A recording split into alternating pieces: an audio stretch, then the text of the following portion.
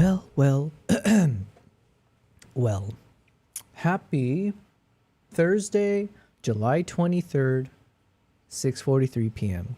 Sometimes I have to say this out loud just so I can remind myself how fast time flies. Hey, Kimbap, what are you doing? Hey. Okay, give me a second. My cat is trying to steal stuff from the kitchen. Wow. I was just here and now I will be right back.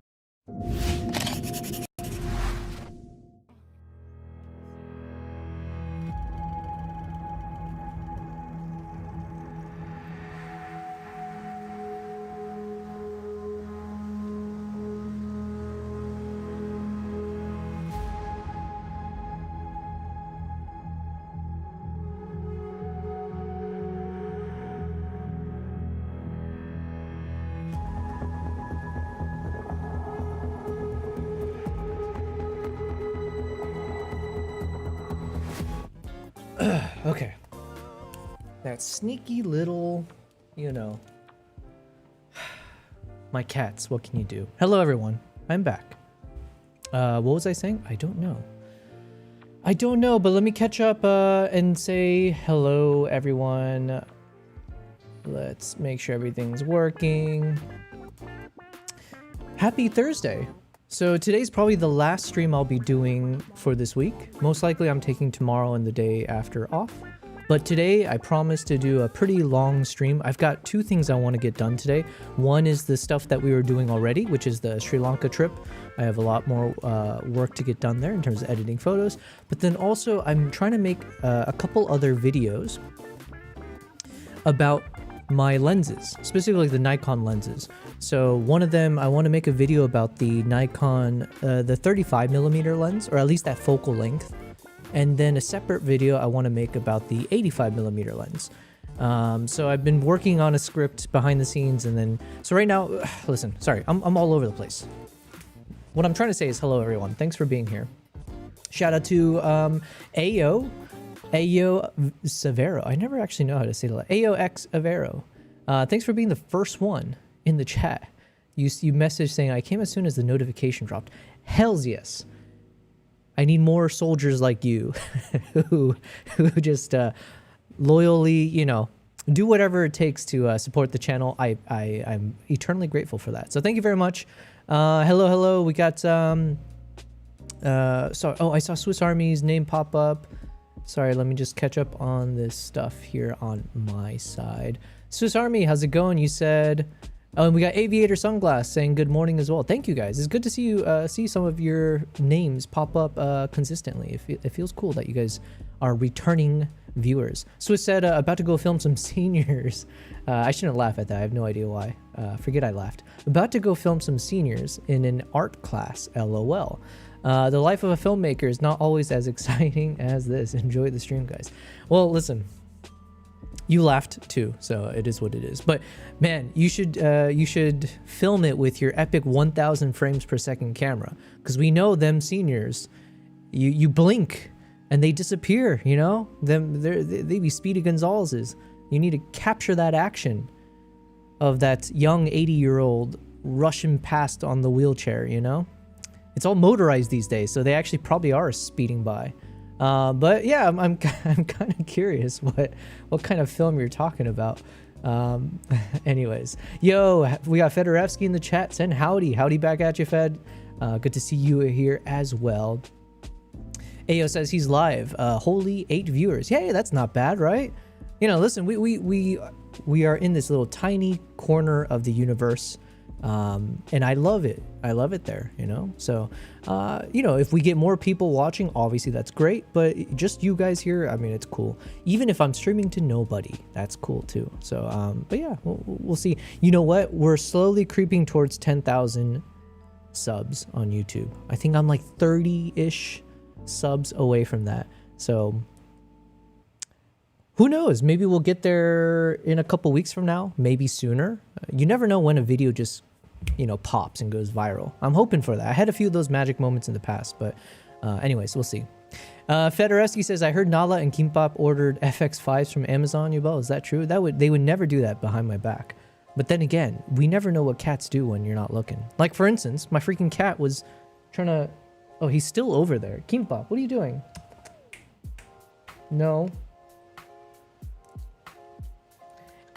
And he knows he's doing something wrong, and then when I look over at him, he walks over here as if like, what are you talking about? I didn't do anything. Good boy. I try to grab him. I failed. No, they would never order the FX5. Oh, we didn't actually finish the FX5 videos though. There was at least one more. Oh yeah, we wanted to watch Jared Poland's video, so we'll continue doing that. This is good learning for me because even just watching these videos, you know, also seeing what you guys are typing in the chat, I feel like I am actually learning a lot of information, the technical details as well as just like in general. So this is always good. Swiss says, nah, totally not true. Yobel ordered it in his sleep, but then realized his mistake and canceled it. I'm gonna have to check my credit card. Jesus, maybe I am doing things I shouldn't. Oh, Swiss, by the way, thanks again for your recommendation. I haven't pulled the trigger yet, but I was chatting to the contact you provided to me about the hard drive system situation, whatever you'll call it. So hopefully I'll take care of that very soon, because my God, I'm running out of space and I really do need to figure this out soon.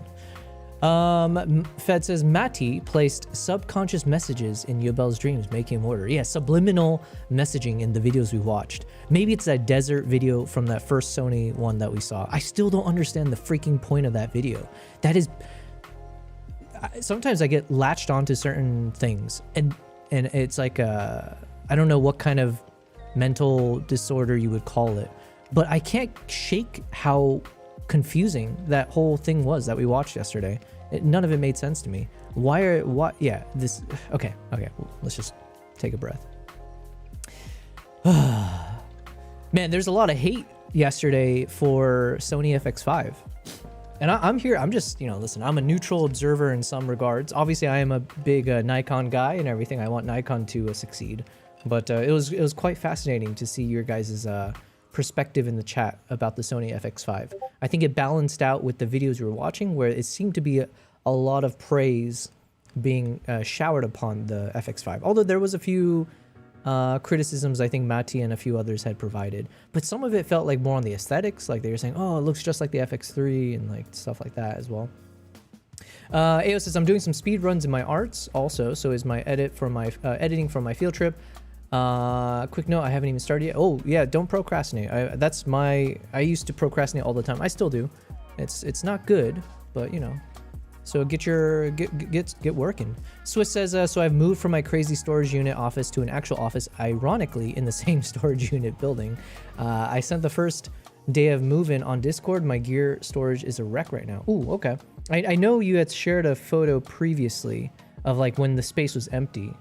I think we showed it on stream. Let me see. Ooh, so this is what you're working with? Hold on. Copy image link.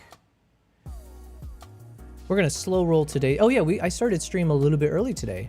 Aren't you guys proud of me? It's not even 7 p.m. over here. Wow. Okay, so hold on. Let me share my screen now.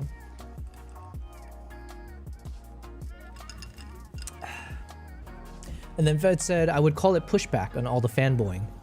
That's a fair way to describe how you guys were yesterday. So yeah, I agree. Pre-orders on the camera have apparently already surpassed their expectations, I read.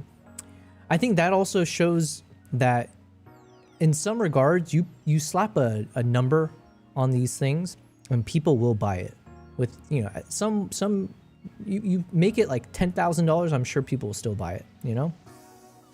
AO says, apologies for my sudden silence in the last one that I don't even know if my video has been played yet or not. No, I did. I apologize because we didn't finish the Sony videos yesterday either. So if we can get to it today, or if you can just remind me, we'll see if we can do it today. Swiss had sent this across. So this is, man, I'm so excited for you because I totally would have so much fun. Just, I know you sent the other images. Let's see.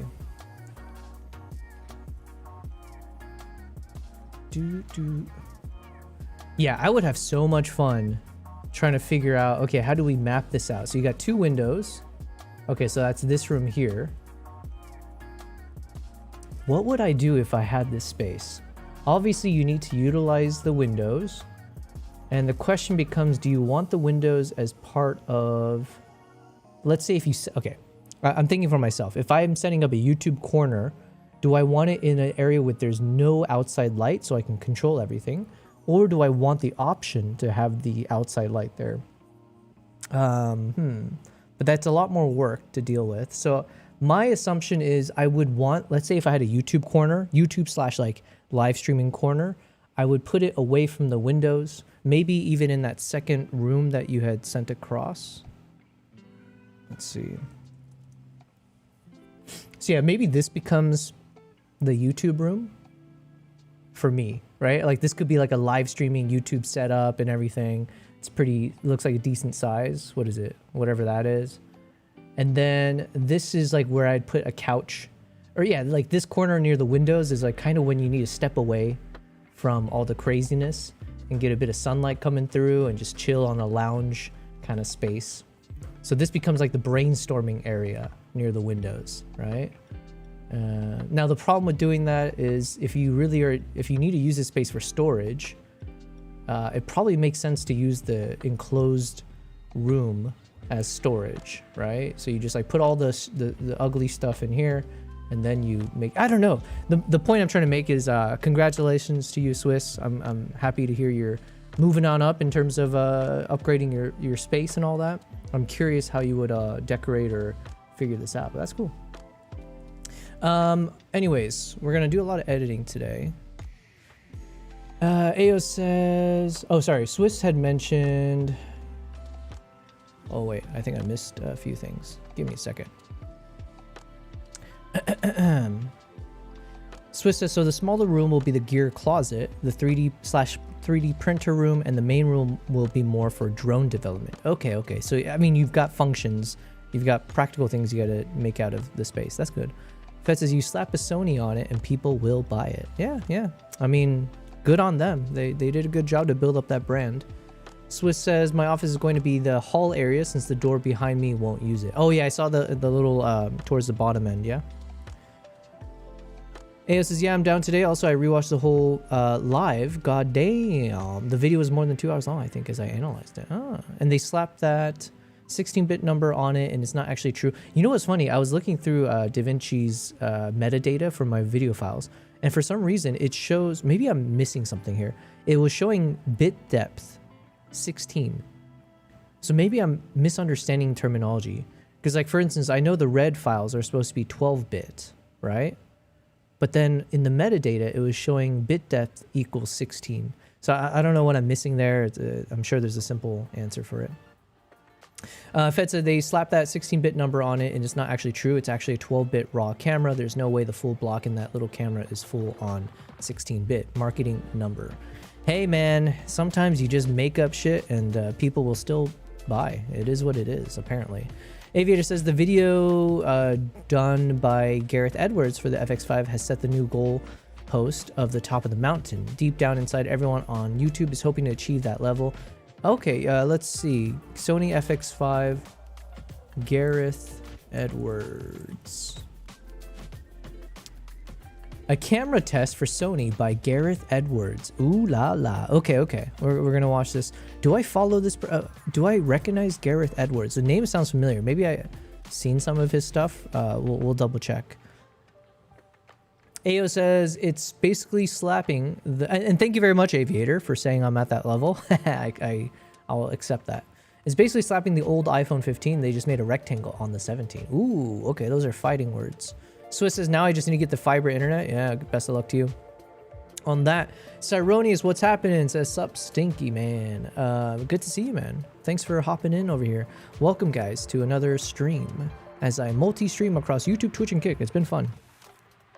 Fed says, yeah, you shoot 12-bit and it gets put in a 16-bit container. Okay. It's 12-bit log. The 16-bit number is linear. Oh my God. See, you know all this information, so I'm glad you're here to fill in the gaps of my knowledge. Okay, you know what? Aviator, since you mentioned this and we have this video right here, let's go ahead and start off by watching this full screen. A camera test for Sony by Gareth Edwards, shot on FX5. So this should be good, right?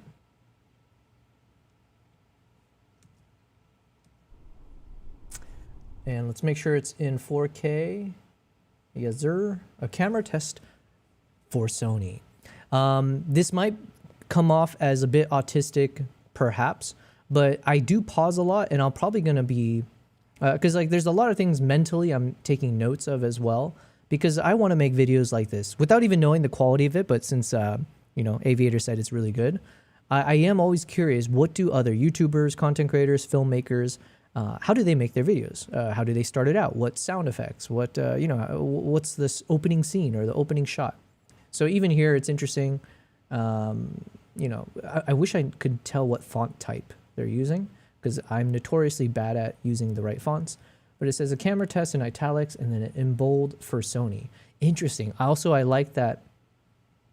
I wonder, since I worked at a corporate company for quite some time. Usually even stuff like this could be considered like, you know, at certain companies, they would fight with you if you say their brand name, if you use the wrong font, if you put it in lowercase, if anything is off from like the official branding, it could cause like so much headaches and red tape to get approvals.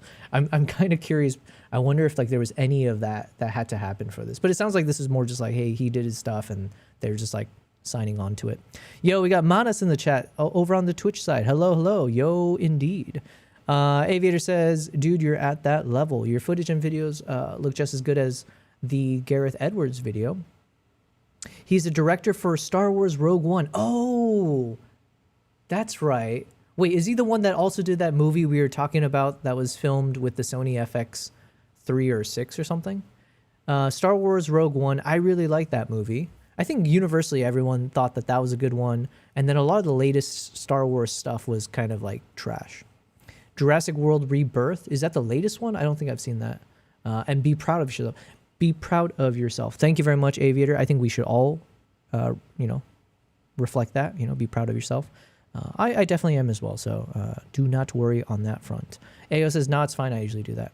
He's the guy who shot the film with the FX3. But the film that no one can remember the name. I think it's called Creator. The Creator. Sorry, we haven't even started the video. Gareth Edwards, Creator. Co-wrote The Creator. Yeah, okay, there we go. Oh, he did Godzilla. Or is this the one I've seen? Godzilla 2014. Okay. He got his start as a visual effects. Visual FX. Do you say visual effects artist or visual effects artist? Visual effects artist for television networks like BBC and Discovery Channel. Got it. Okay, cool. Let's watch this.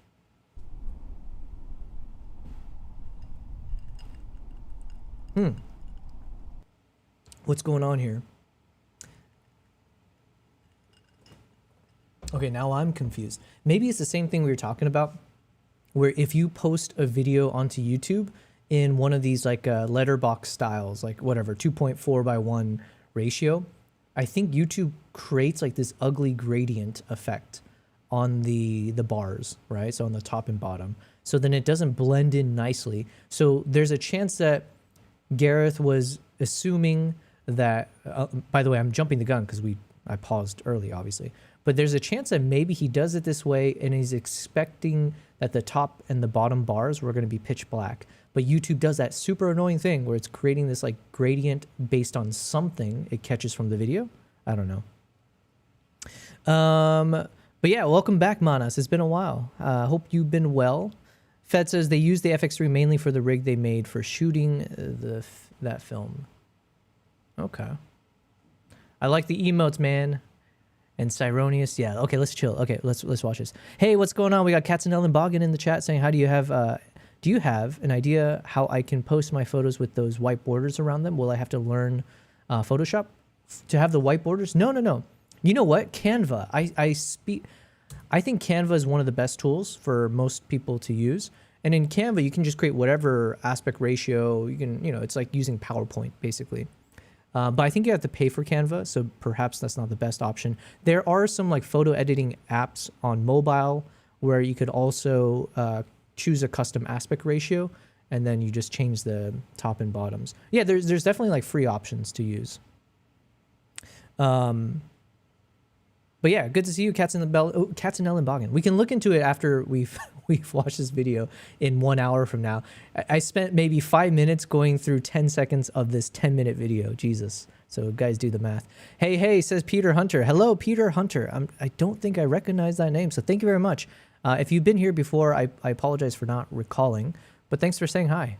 We're just going to have a chill photo and video edit. No, mostly photo editing stream, but we're going to watch some of these Sony FX5 video reviews to wrap it up since it came out yesterday. And then I have a lot of photos to edit from my recent trip to Uganda. Ayo says, usually YouTube debunks the quality. For example, IVE put my quality at 1080 and YouTube debunks it to around 720. I know there's like compression involved. I'm just talking about like when people don't post a 16:9 into YouTube, sometimes I see this effect and I'm assuming they weren't expecting it. Because like this looks ugly, right? Just off the bat without knowing what's about to happen. I found the behind the scenes stuff for that film was more interesting than the film itself. I would love to watch that. Cats and Ellen Boggins says, is it free? I already have a Lightroom and Photoshop subscription. Lightroom?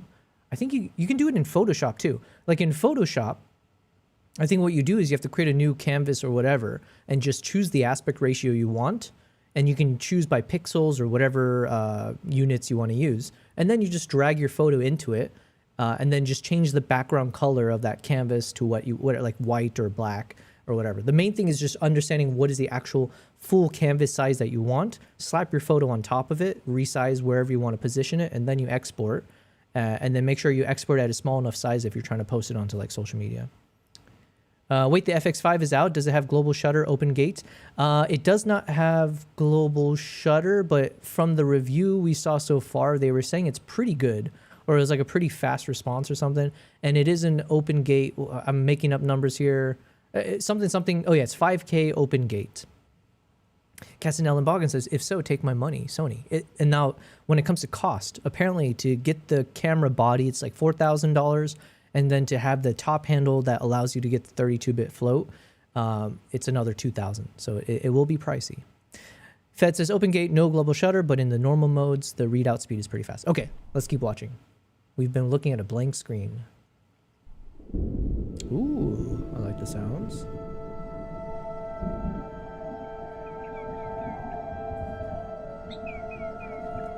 Okay, interesting. Fed, maybe you know the answer to this. What software do you think he's using to apply this grainy effect? Also, it is a bit noisy here too, though. So maybe it was just like internal. My cats, what are you doing? My loves. Why am I hearing stuff all around me? Okay, so it does look like there was some noise applied to this shot here, or it was just a noisy shot, but I doubt that they would want to showcase that. So, but then parts of this looks very scrubbed, like, I don't know, denoised or whatever. Cyrone says shot on film. Sony. I have a Katsanella Bunga says, I have an A9 Mark III currently. I really like it. Fed mentioned the readout speed slows down a lot when using the dual gain mode to get more dynamic range. Same with the frame rates. 4K 240 in normal mode, no dual gain. Ooh, we got the noise. Oh, Peter, thank you very much. Hells yeah, I appreciate you. Thank you for subbing. We're one step closer, one person closer to hitting 10,000 subs on YouTube. I'm like almost there. I'm very excited. Nothing's gonna change, but I'm just excited. All right, let's keep watching. Somewhere in Asia, it looks like. I wish I could tell you what country that flag's from. Ooh. Can we guess what country this is just from this shot? Let's not be racist, but Bhutan. I'm just making up stuff here. That's a cool shot though. Oh man, this is really cool. This is the kind of stuff I want to do. This is kind of reminding me of India actually. When I went for the snow leopards in Ladakh, they were like the monks that I stayed with. Looks like the Himalaya. Yeah, exactly. Like in the around the Himalayan mountains, there's a lot of like monks or like Buddhist temples and Buddhist monks. Yeah. But I did something like this in Mongolia and no, not Mongolia, in India. And I really want to go back and film a lot of that. It was like such cool vibes. So I'm kind of jealous that Gareth is doing this. Come on, guys. What are you guys doing? Nala, what are you doing? Kimbap. Stop. What are you doing? All right, at least Kimbap's here, though. Look at this guy. They are like, literally, I'm hearing things clatter all around me right now. So let me take a pause just to make sure nothing crazy is happening. You guys need to calm down. Yeah. All right, well, either way, here's Kimbap. So this 10-minute video is going to be like 10 hours long now at this point. Looks like Mongol, says Ayo. A stan country? Yeah, I could see it being a stan country. I agree, though. It does look like the Himalayan, somewhere in the Himalayan mountain region. They started with the mountain shot, right? So that I think all of that is pointing towards that. Kimbap is edgy, awaiting his FX5 coming in by Amazon drone. Yeah, there it is. All right, good boy. Let's. Can you calm down? Oh, and then look who else decided to show up. All right, well. The cats are here. I don't know how long Kimbap will be here. I'm assuming he just wants like food or something. But look how pretty my other cat is. Look at her. They're pretending like they weren't just running around crashing things and breaking stuff. Okay. W car. All right, let's keep watching. But my guess, I think I agree with you guys, is it's probably... Okay.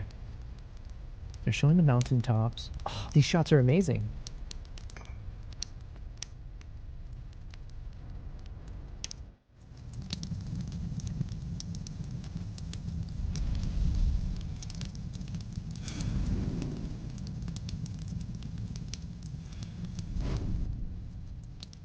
Now, one quick thought here, and there's no wrong answer with it, but I'm always wondering, I'm always curious, like, when it comes to these types of films, if it's a bit more like documentary style, how much of the sounds that you hear were the actual sounds that was captured? So is this the sound of him actually blowing into the thing? Is the fire crackling, the wood crackling sound or whatever, is that actually from the shot, or how much of it was just sound effects that they applied afterwards? I don't really care that much. If I had to lean towards something, obviously from my side, I would love if it's as much natural as possible, but I can totally get why sometimes you do need to spice it up. Peter Hunter asked, do you ever face any white hot pixels and extreme shadows from the ZR? So far, no, Peter. Actually, the only times I've gotten those like the white pixels is when I did something wrong in DaVinci, when I like applied some effect into one of my nodes and did something I shouldn't, and then you could see, I think once or twice I saw those white pixels show up, but that was like a user error, not necessarily anything wrong with the file itself. Hold on, let me see what else I missed here. But thanks for your question. I have done an extensive amount of shooting with the ZR at this point, so I feel confident in saying that I don't think that's ever an issue I've faced. And I've done a decent amount of like low light shooting with the ZR. The ones I've done recently with the chimpanzees, that was like in a lot of super low light situations, not like pitch black, but we're talking like, you know, in a shaded canopy, shooting in the 6400 ISO, that kind of stuff. Yobizi is interested in the Alexa 35 Extreme. Yo, what's happening, King? Thanks for being here. I appreciate it. I am interested in that for sure. Oh, come on. Let's get rid of that notification. Katzenellenbogen says, a Katzenellenbogen. Oh, wait, what is it? Oh, because it's a cat's cradle. Aha. That's good. The sound is so great. No complaints. It's good, but the downside is I'm seeing 85% black screen. Yeah, it's a very, very pitch. It's super, super pitch. Actually, now that I paused it here, you can actually see there is a bar on top and bottom. So it looks like the maximum aspect ratio that he exported this in is the 2.4:1, it looks like. But then this particular scene, he went even narrower or wider, I guess, on this shot. AO says, geez, never mind. I've put my brightness on max and I could see a bit. I'm seeing some detail in the shadows on my OLED here. Yeah, so for example, here, it is very splotchy, I guess, on these areas. This is in the 4K. It seems pretty clean over on the right side. And it's just like more on the top middle-ish is a bit splotchy. Maybe just the texture from the wood in the background, maybe. But I mean, I'm totally fine with it because like obviously the focus is on his face here and the light coming through. Sony a7 III was so prone to these artifacts in the shadows, says Peter. Peter, so are you a ZR shooter as well? If so, welcome to the family. We've got a number of ZR shooters in the chat. I am also a Nikon shooter, so you're in good company here. Fed says the sensor in the A7 Mark III was also reused in tons of cameras like the Lumix S series, Sigma FP, Nikon Z6, Blackmagic 6K FF, and more. Okay. All right, let's keep watching. Ooh.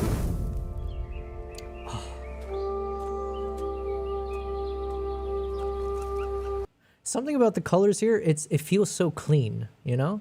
It doesn't look overdone. Yeah, I mean, as I'm learning how to be better at color grading and stuff like that, this is like, yeah, I think I would appreciate this type of colors. It's super dark over here. I wonder if that was intentional.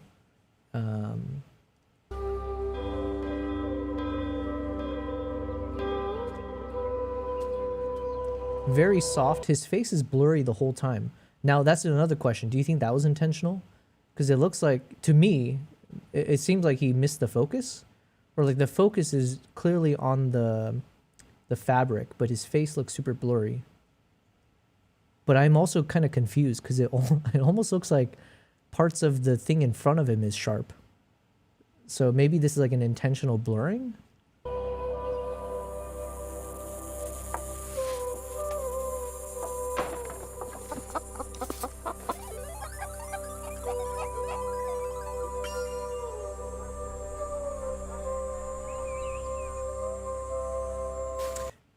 I've said this already, but I would love to do these types of films.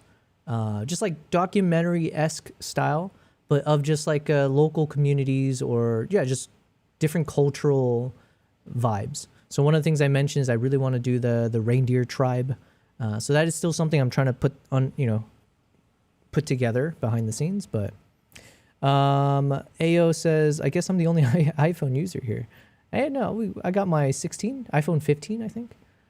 The sensor, oh sorry, I love this dark look. Modern cinema leans more towards HDR. Classic cinema is dark. For example, 7, not about what you can see but what you can't type philosophy.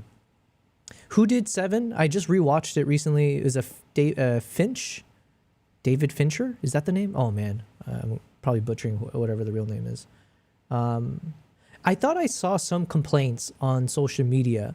I think there were people complaining about how modern day cinema tends to be too dark. It was either too bright or too dark. I'm assuming it was too dark. Like they were saying, why are all these shows constantly shooting in like pitch black almost? I actually remember from Game of Thrones, that was one of the complaints. I say complaints, but that was one of the things that I'd seen buzzing online was people like being like, yo, one of those big battle scenes at night, it was like, holy crap, how do you see anything? It's like all pitch black. So I guess it is obviously it's very subjective, but Fed says the sensor in modified versions might be the most prolific full frame sensor ever. It was also used in the FX9.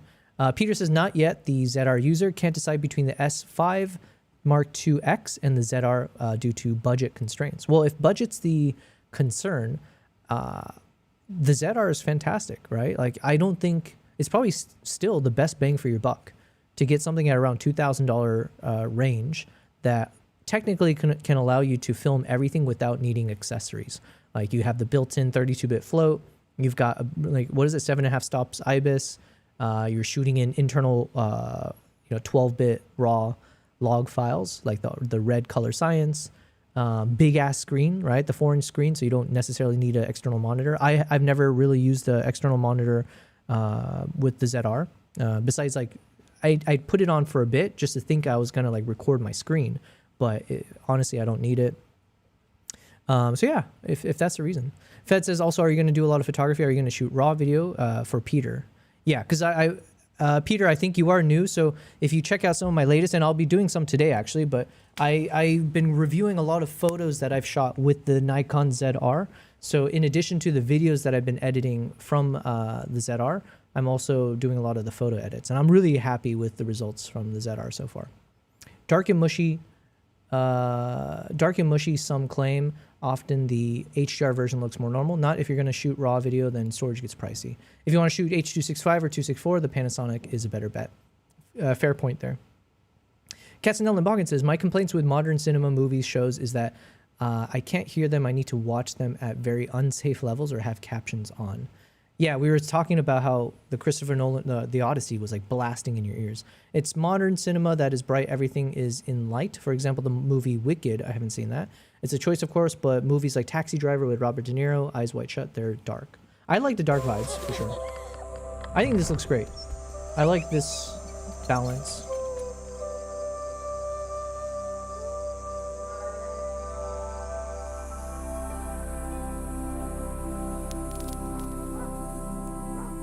I'm going to make this point again. I'm not so...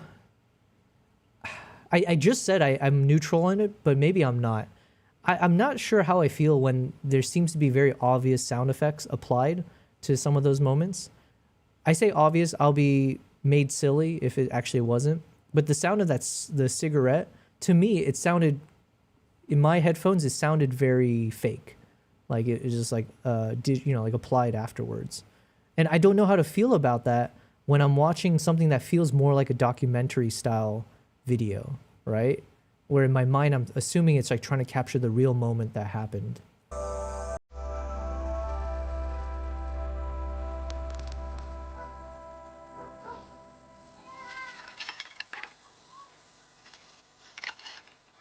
Even that.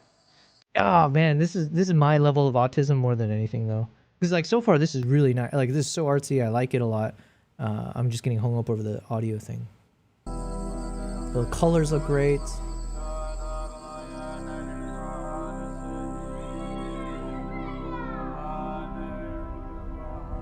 Okay, so my guess is now this is maybe Nepal? What did I say before? Bhutan? But I don't even know where Bhutan is. I just said that. I'm going to guess Nepal. Or India. Like this could be like in that Ladakh region that I was in almost. Fed says, I think the complaint about the series for too dark and Disney-style movies are too bright with no contrast because they shoot them on green screen. Oh, yeah.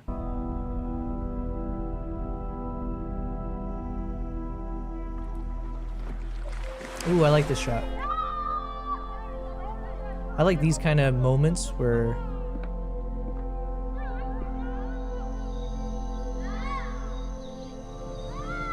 Again, there's like something here.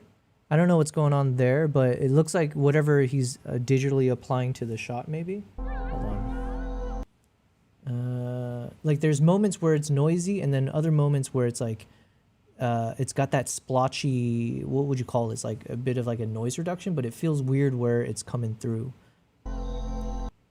Like yeah, you see parts of it here are super clean, and then the rest has a lot of noise. But I don't think there's anything you can do about that, probably. That's why WL11 views. Hells yeah, AO. Yes, we made it. That's cool.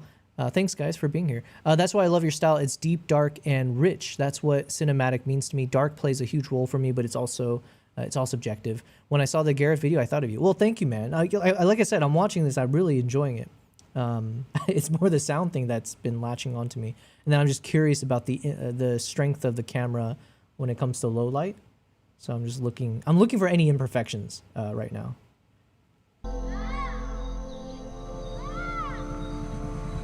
Ooh, that's cool. Damn. Yeah, it's I mean, this seems pretty powerful. See, this is a better video than the one we watched yesterday for sure, right? Because like this one, at least in my opinion, it's like it's very clear that there's a few things that it's trying to present to you, and one of them is the power of its low light capabilities throughout, right? And it's like it's just pushing that message to you throughout as well.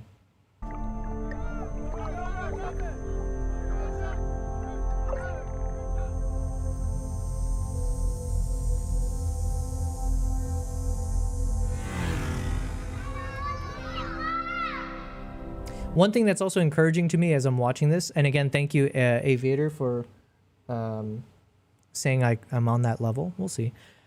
It's one thing encouraging is that so far it seems like all the camera techniques that he's applying here are fairly straightforward, right? It's just a lot of like these slow I don't know what the terminology would be, right? But you're just kind of pushing forward ever so slowly. You know, you're doing a bit of like the side revealing shots. Yeah, it's like fairly simple techniques that he's applying really well. And so, yeah, it's like, okay, you don't have to be fancy with it. Ayo says, I've also been wondering what noise reduction means. Noise reduction means. Well, as in like it's removed, because otherwise it'll be probably super grainy. So they're applying a noise reduction. But then sometimes when you apply that digital noise reduction, it leaves behind some weirdness, or I guess artifacts is what we said. Fed said, remember YouTube will remove noise via compression, so often only some noise makes it through. Oh yeah, sorry, thanks for reminding me. It's like, okay, maybe it looked clean, but now that this was being currently presented on YouTube, some of that kind of gets distorted, whereas his version, maybe it's going to look amazing when it's on the big screen somewhere. You end up with odd-looking areas where the noise didn't make it through and noise in other areas.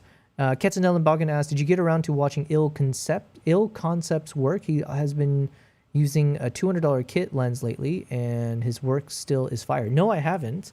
Let me type it in the chat, or let me type it into the YouTube thing now so I don't lose it. Il Concept. I think all the names you said to me before, I at least subscribed to them, but I don't know if they popped. Oh, no, we started watching... Yeah, so we started watching this one from your recommendation, A Different Side of New York. Let me click on it so we can keep watching it later. Aviator says, oh, sorry, Fed mentioned on your iPhone, the phone does noise reduction for you.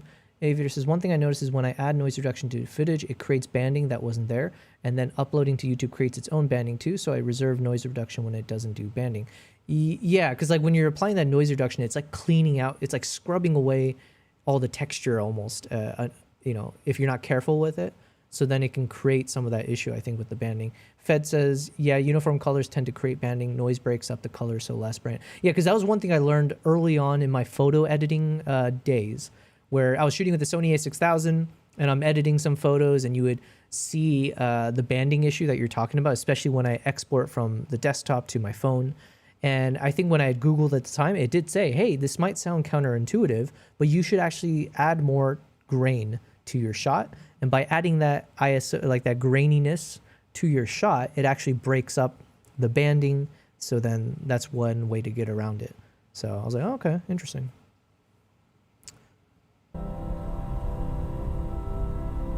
Now that's a choice. I wonder, do you think he asked them to wear this like blue colored shirts, or this is just what they had on and he's like, okay, F it, let's film. I don't say this in a positive or negative way. It obviously stands out, right? The blue. I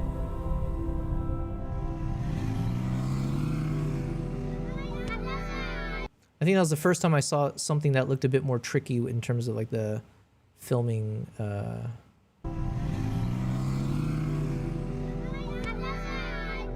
I just need to get more gimbal work. Yeah, see, like simple motion, just like panning up, or I don't know if it's called panning when you're going up and down, but God, that's such a cool shot. Like I really like the colors here. Yeah, it's like an earthy. He's got like a very earthy tone to everything, which obviously fits the nice. It's like a nice vibe for what he's capturing here, culturally speaking, and all that. But then you can see like the light bouncing off her eyes. What do you call that? The catch light. It's a little bit creepy, like at least in the still frame, it's a bit creepy. But as far as like like getting the shot here, it's really obviously it catches your eye, pun intended. Fed says, yeah, certain size grain works very well for YouTube compression to keep your image sharp. It also forces higher bit rate if done right. I like this kind of shot. What is that shot called? I think we learned there's a term for this, right? Something about frame. Frame within a frame? I think that's what it's called. So when you get the subject through some kind of opening or framing, like a doorway, a window. I think I applied that to the video I made as well, because I was doing like a crash course on like, okay, what are the proper film techniques? What do people do that look cinematic? And this kind of like frame within a frame was like such a nice way to tell a story from a distance while maintaining some kind of something symbolic or having more meaning behind it. Fed says, I think I'm AO says, I think I'm dreaming. There is 17 views in YouTube. Hey man, I like it. I mean, I'm not going to complain. You know, some days we do well, other days we just talk to myself, you know. Fed says, it looks very creepy when people use those light rings. The ring is mirrored in the eyes. Yeah, yeah. This is a really cool shot. Man, this guy's really good. Now, the other question is, how much of that, do you think he set up a light for this? I'm assuming he must have, right? So he must have set up some light over there.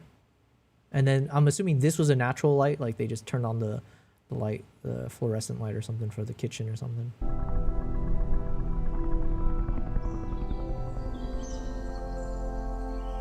Also, that was kind of random. Is that the sound of like a helicopter? Do you guys hear that?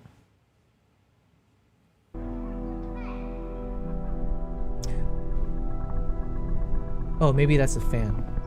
Okay, maybe that's the fan. I really like this shot here. That's all. I mean, all these shots are pretty damn good.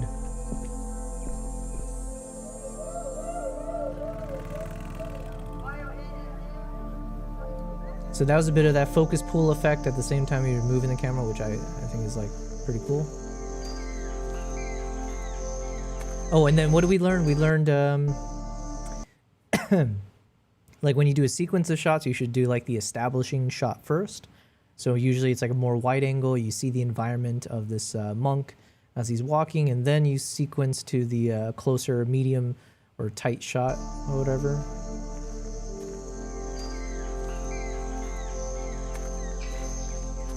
And then there's like another rule that I never really learned. Something about, is it like the 180 rule or something like that, where you're not supposed to, the camera angles aren't supposed to be more than a certain amount of degrees or something? I don't know. Looks like the sun was opposite side in the earlier shot, so I think he used a small light. Gotcha. The Gareth Edwards and Mark Bone FX5 interview last night was incredible. It really touched me. Oh, damn.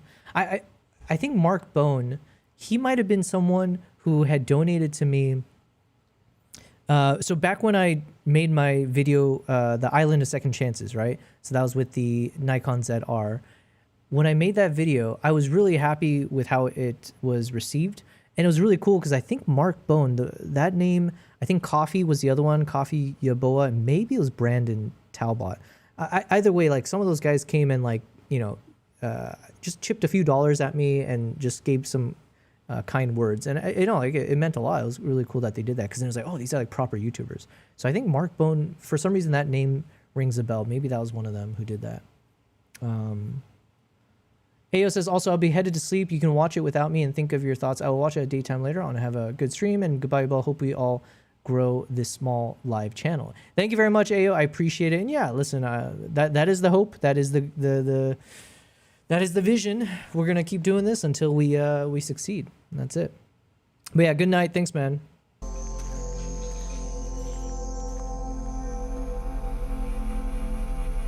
Okay, so same location. I don't know how to feel about that, but same location, different character. And of course he's smoking. Man, when you see someone puffing away on a cigarette, it always looks cinematic. Like once that smoke comes out. Let it out, buddy. There it is. Ooh, modern. I like this twist. Oh wait, what?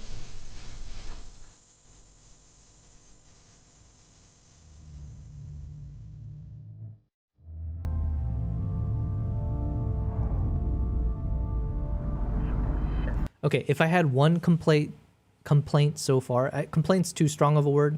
Again, keep in mind, I think this is a really amazing video. But if I'm going to nitpick or stuff like that, just to think it through. From a storyline, I think you know, it's like, it's just meant to show these are the people of this village. And it's like humanizing a lot of the individuals, giving you a glimpse into their day-to-day. And I think it's really nice how it's done. It's very, you know, you haven't heard a single person talk throughout. It's just all meant to be through the ambient noise and just like catching people through the lights and shadows. So really cool.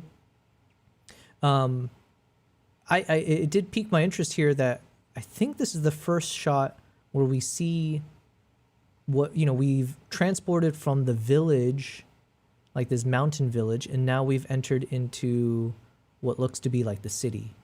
I think this is the first shot across all of this, which I think is cool because that feels like we're entering the next chapter and we're like at the midway point of this video, so that seems to make sense.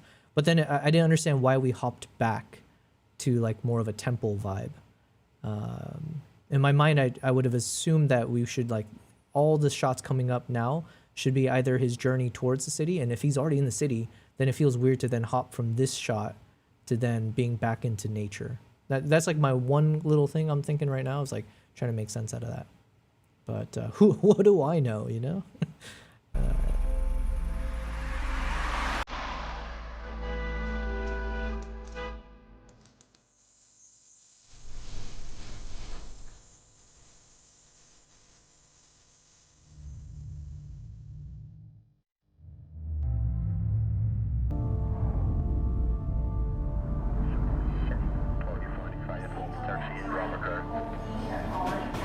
Ayo says, before I leave, you peaked 19 views currently. Good job. Well, thanks, man. Sometimes the YouTube algorithm smiles upon us, you know. I'll be headed to sleep. Good night, Yobel, and good night, people in this live chat. Thank you very much, man. Fed says Mark Bone shot a video with the ZR back then, like he did for the FX5 now. Gotcha.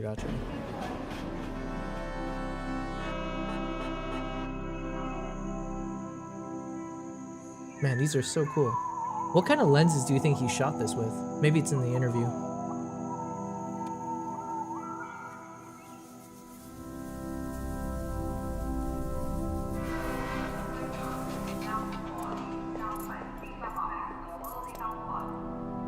Okay, so I'm like starting to get the idea of like maybe what the storyline is here, right? Or just about civilization, progress, society, how it changes.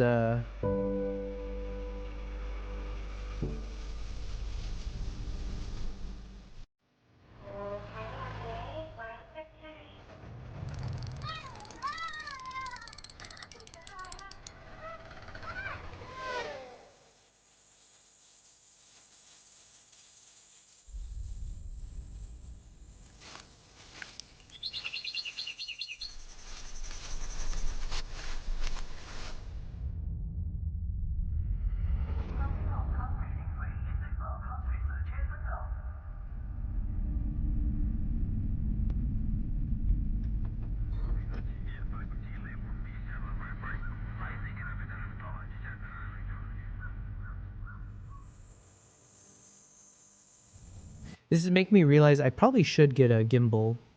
Oh, sorry, I have a gimbal, but I probably should get comfortable using a gimbal. As much as I don't like to and all that kind of stuff, it's if I'm going to be professional, like a lot of these shots, I don't think you can get handheld. Unless I'm like a freaking, you know, whatever. Music is so perfectly matched, says Peter Hunter. Yeah, listen, I have no qualms with the soundtrack. It's so peaceful. It's very... it flows nicely from shot to shot. Sound effects, some of the sound effects I'm not like the biggest fan of, just because like I mentioned, it feels a bit unnatural or feels like it is applied after the fact. So if he could have disguised it a bit more, that'd been nice. But like in terms of the soundtrack, everything feels really good.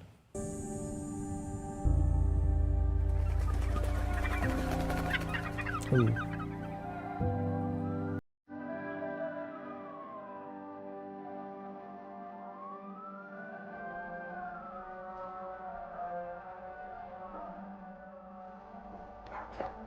I guess I still don't know where this is taking place, yeah? What did I say? Maybe Nepal? I'm sticking to Nepal. Maybe this is Kathmandu.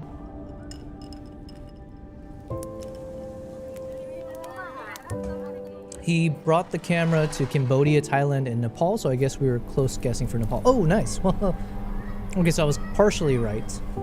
I've never been to Cambodia or Thailand. I would love to go. Oh, it's the macaque monkey. Oh yeah, see, if I saw this from the beginning, I would have just like leaped to Nepal, because I've only been to Nepal once, and it was just to Kathmandu, but I spent the entire day at the monkey temple, so...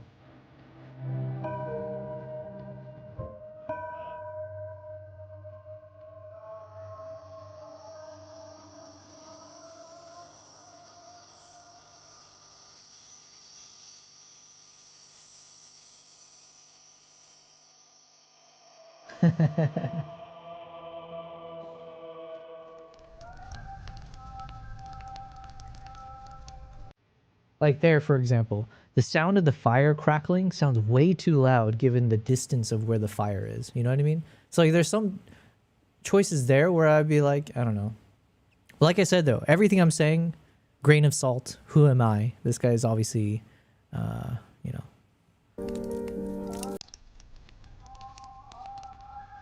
Ooh.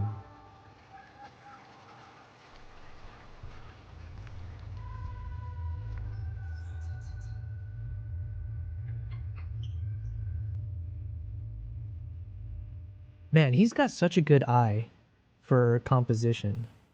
Because I'm also thinking, like, imagine he's there and he's like scouting the location or something. Unless he's got a full-on team. Either way, it's like, you know, figuring out like, okay, we're in this vast city and, you know, villages and everything else. Like, how do we get the shot?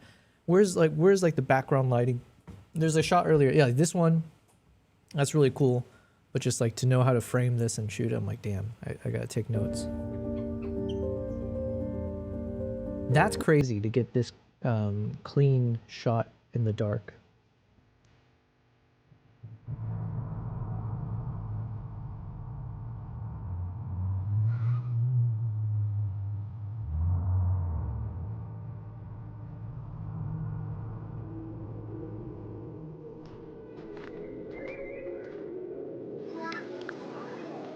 I think this is the first time we see a character smiling. That's interesting.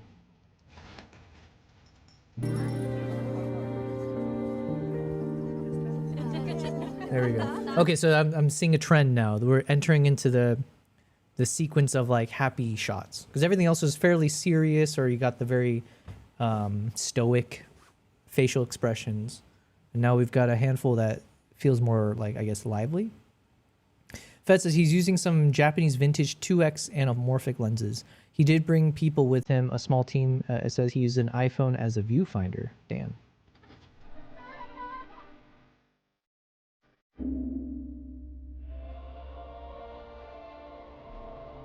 Man, look at the quality of this camera.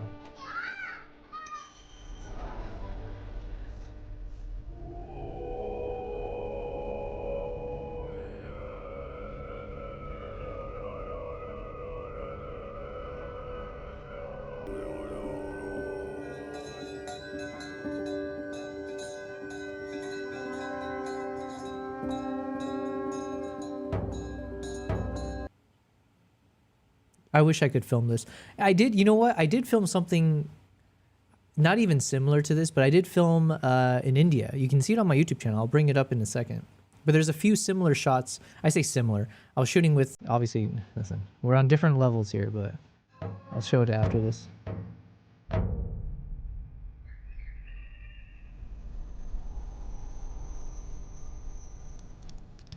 Clean.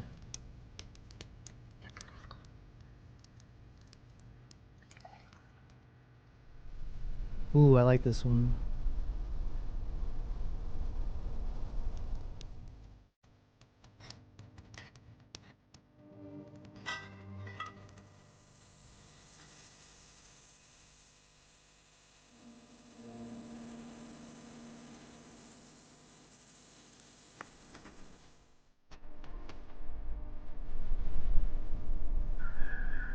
Man, there's not a single shot so far that feels like bland.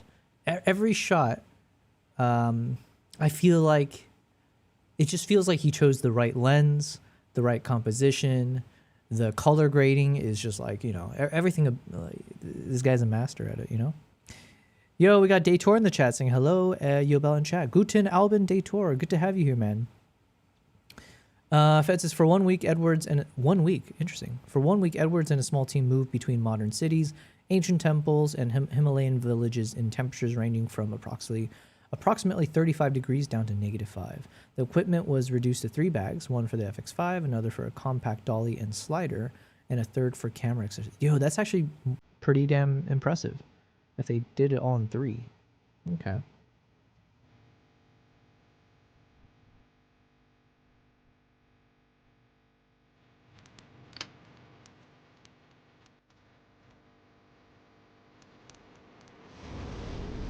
And I see he's bringing it back at the end. So it looks like we started in the Himalayan mountains. I think we even had the same lady and the same guy blowing into the fire thing. And then now we're ending with it. So I think from a storytelling, that's great that we're closing the loop, I guess, here.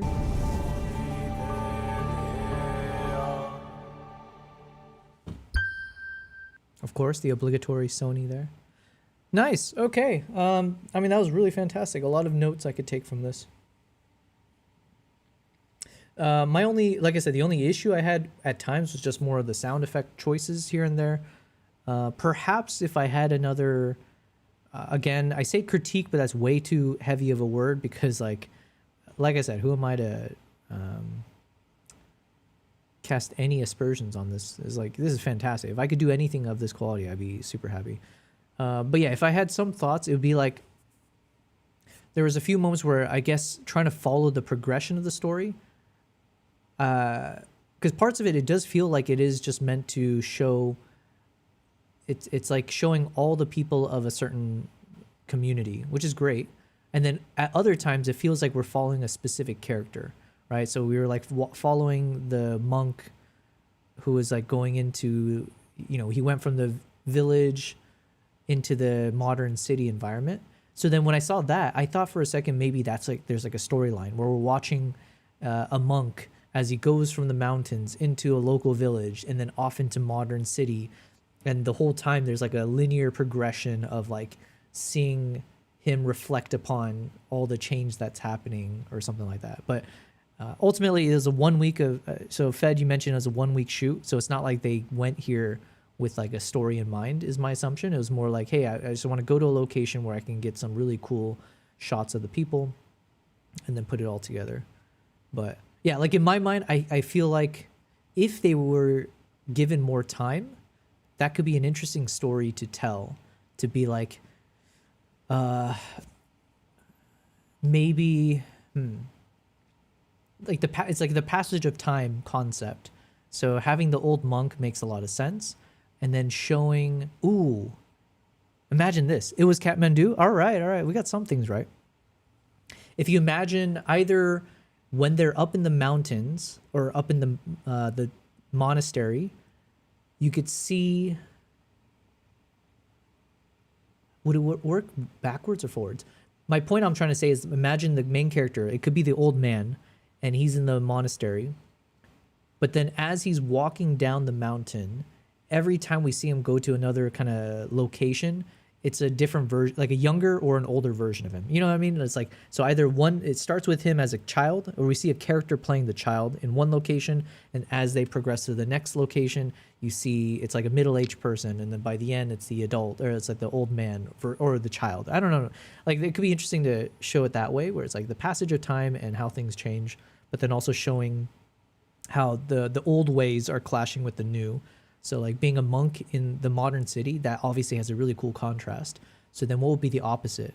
Having someone who looks super modern and like Gen Z kind of, but up in the monastery. Actually, yeah, maybe it's like that. It's like showing a bit of that tourism of modern people visiting monasteries and these like old locations, the historical or whatever locations. But at the same time showing the historical vibes, or like the monks or the Buddhists or whatever in the modern era. Okay, I don't know where I'm going with this, but it's kind of cool to think about. It'd be fun. There's some kernel there that I think would be fun to explore. Fed says he received the camera 1 week before. Yeah, exactly. I was going to say that. Like, obviously I'm putting a lot of, again, critique is too strong of a word, but my assumption is that they gave him very little time to do it. Because even in my small world, when I was shooting with the Nikon ZR, there's like very little time for me to prep or anything. It was like, they asked if I was interested.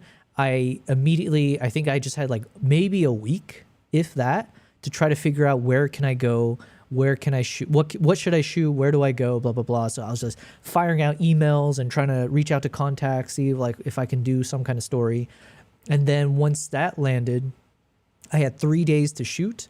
And then I think I had like 5 days nonstop editing from the 3-day shoot, and then to have it publish. So I'm assuming obviously he's a well-known person, so they gave him more time and prep. But I could assume that they didn't give him too much advance time. So Yeah, he received it 1 week before, so they didn't have a lot of prep time, but he knew where he wanted to go from filming the crater. Yeah, that's so cool. Nepal was his first choice, with Cambodia a close second. Yeah. Yeah. Well, listen, we've been talking about this on the stream, but like definitely one of those stories that I want to capture is I have a few of these in mind already, just as an FYI. No, I don't know if it's ever going to be as cool as what he's created here, but in my mind, if it's done properly, I could see it being pretty nice. But 1 second, let's see if I can find. Hold on, let's hop over. Let me see if I have it on my computer for a quick showing. This is from last year, I think. Yeah, here it is.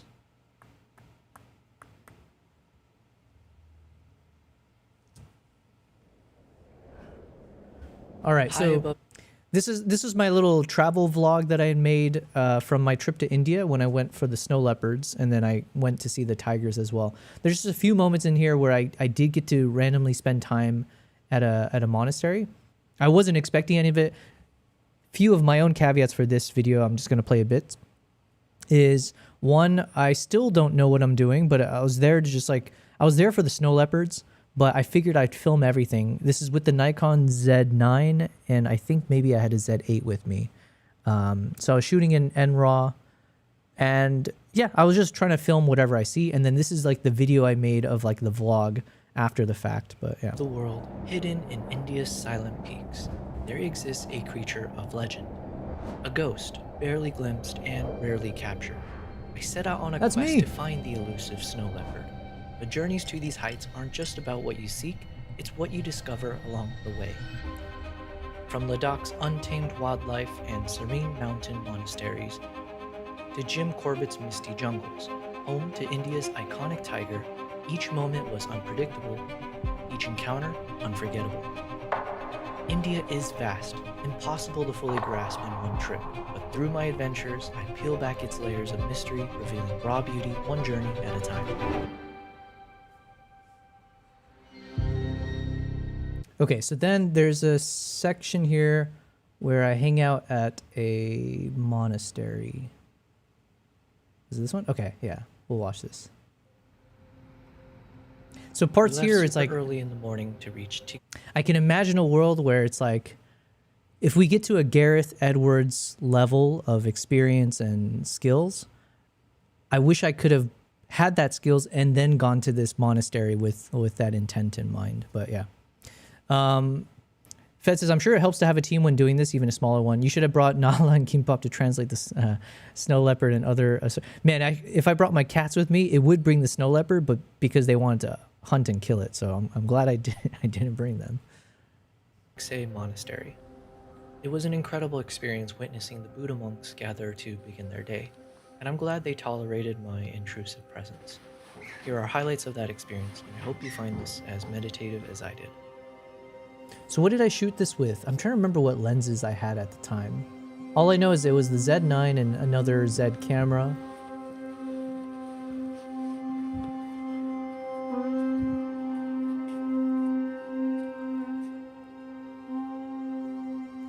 A little bit of behind the scenes on what I did when I made this video. I did actually distort. What did I distort? It was either I tweaked the horn blowing sound or the soundtrack. One of these, I changed the pitch, or I changed the key, so that it would feel like it blends in nicely, right? So you hear the whatever key or whatever note that you're hearing from these guys blowing the horns. I wanted to feel like it was in sync, or it had some synergy with the soundtrack. I forget which one I adjusted, but yeah. Fed says you just keep the cats in Amazon drones flying above the snow leopards. Yeah, until it crashes, and then yeah. So I matched the tones there.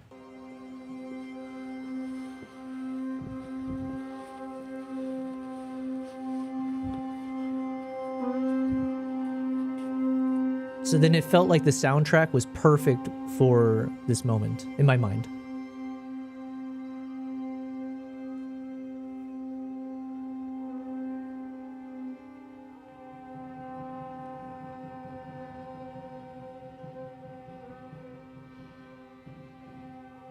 Hey, it's me.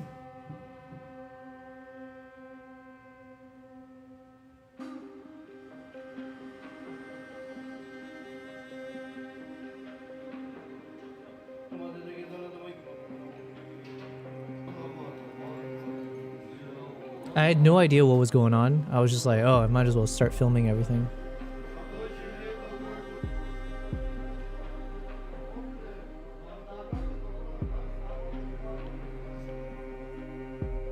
I don't remember what lens I was using for this though. I know I had a couple lenses with me.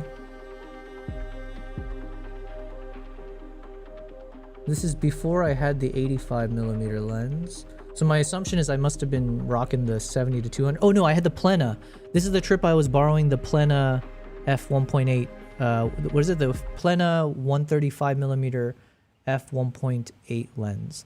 So for sure I was shooting with the Plena, and then for the second lens, I forget what I was rocking to get these shots. Fed says, your grading skills has already come a long way since this. You'll be Gareth Edwards level in no time. I hope so. Man, that'd be great. That'd be great. Thank you.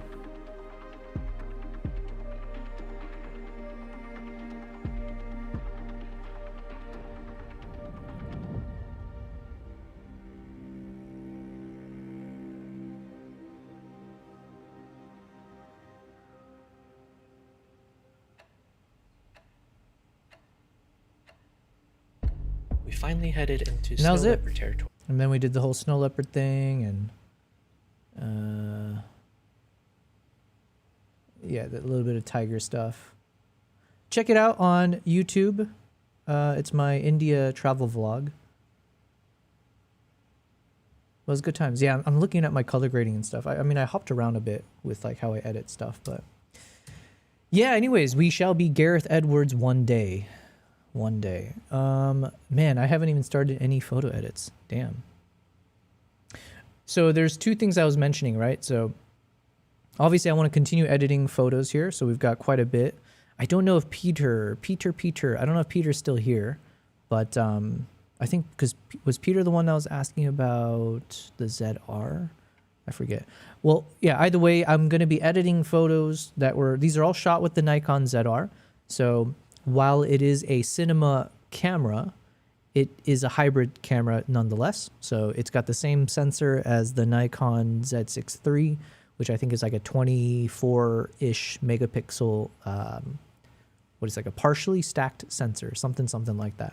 But I did want to show some of the best shots I've taken, because why wouldn't I? Some of the best shots I got with this Nikon ZR. Let's go down, trip down memory lane. And as part of that, of course, I'll show you the before and afters, because that's been kind of fun. Peter says, still here. All right. Thanks for still being here. I appreciate that. I'm laughing, but it means a lot. Note to Yobel, says Fed, get Japanese 2X vintage anamorphic for next trip to Asia. Sincerely, Gareth. Yo, thank you for reminding me, because I had this thought and I need to, I have to pursue it further. I mentioned that I did a trip to Hokkaido, Japan, about a year and a half ago. Amazing trip. I took a few photographers with me. We did a bit of wildlife here and there. But one of the best parts of Hokkaido was time spent with this dude, a local dude in like a small little, like, you know, wooded forested area. And he spends every day tracking the Izo momonga, which are those super cute flying squirrels, right? That are only on that island. And so we spent a few days with him as we tracked some of the local izumomongas that he knows where they are. And it was such a fun experience, because it's like freezing cold, and you park up next to like the hole in the tree where they live. And then you're waiting, you know, it's like always low light. You wait for them to come out.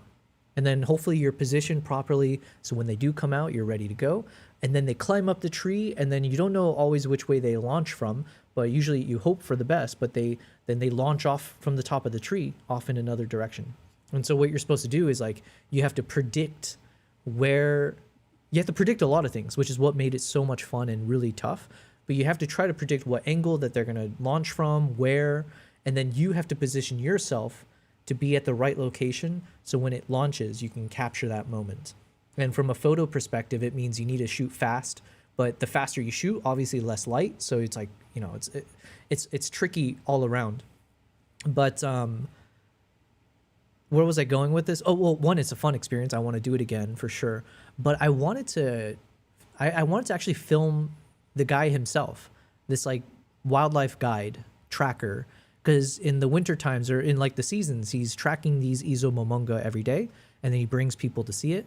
But then in the other seasons, he's fly fishing. Like you see his home, and he makes all of his own like whatever bait and everything, and he takes people out for fly fishing. I just thought he was like he's like the quintessential Japanese man, or like what you think of like someone who dedicates their life towards like a certain craft and just lives a very peaceful looking life in the middle of nowhere, just doing his thing. And you know, just to me, I found it so fascinating.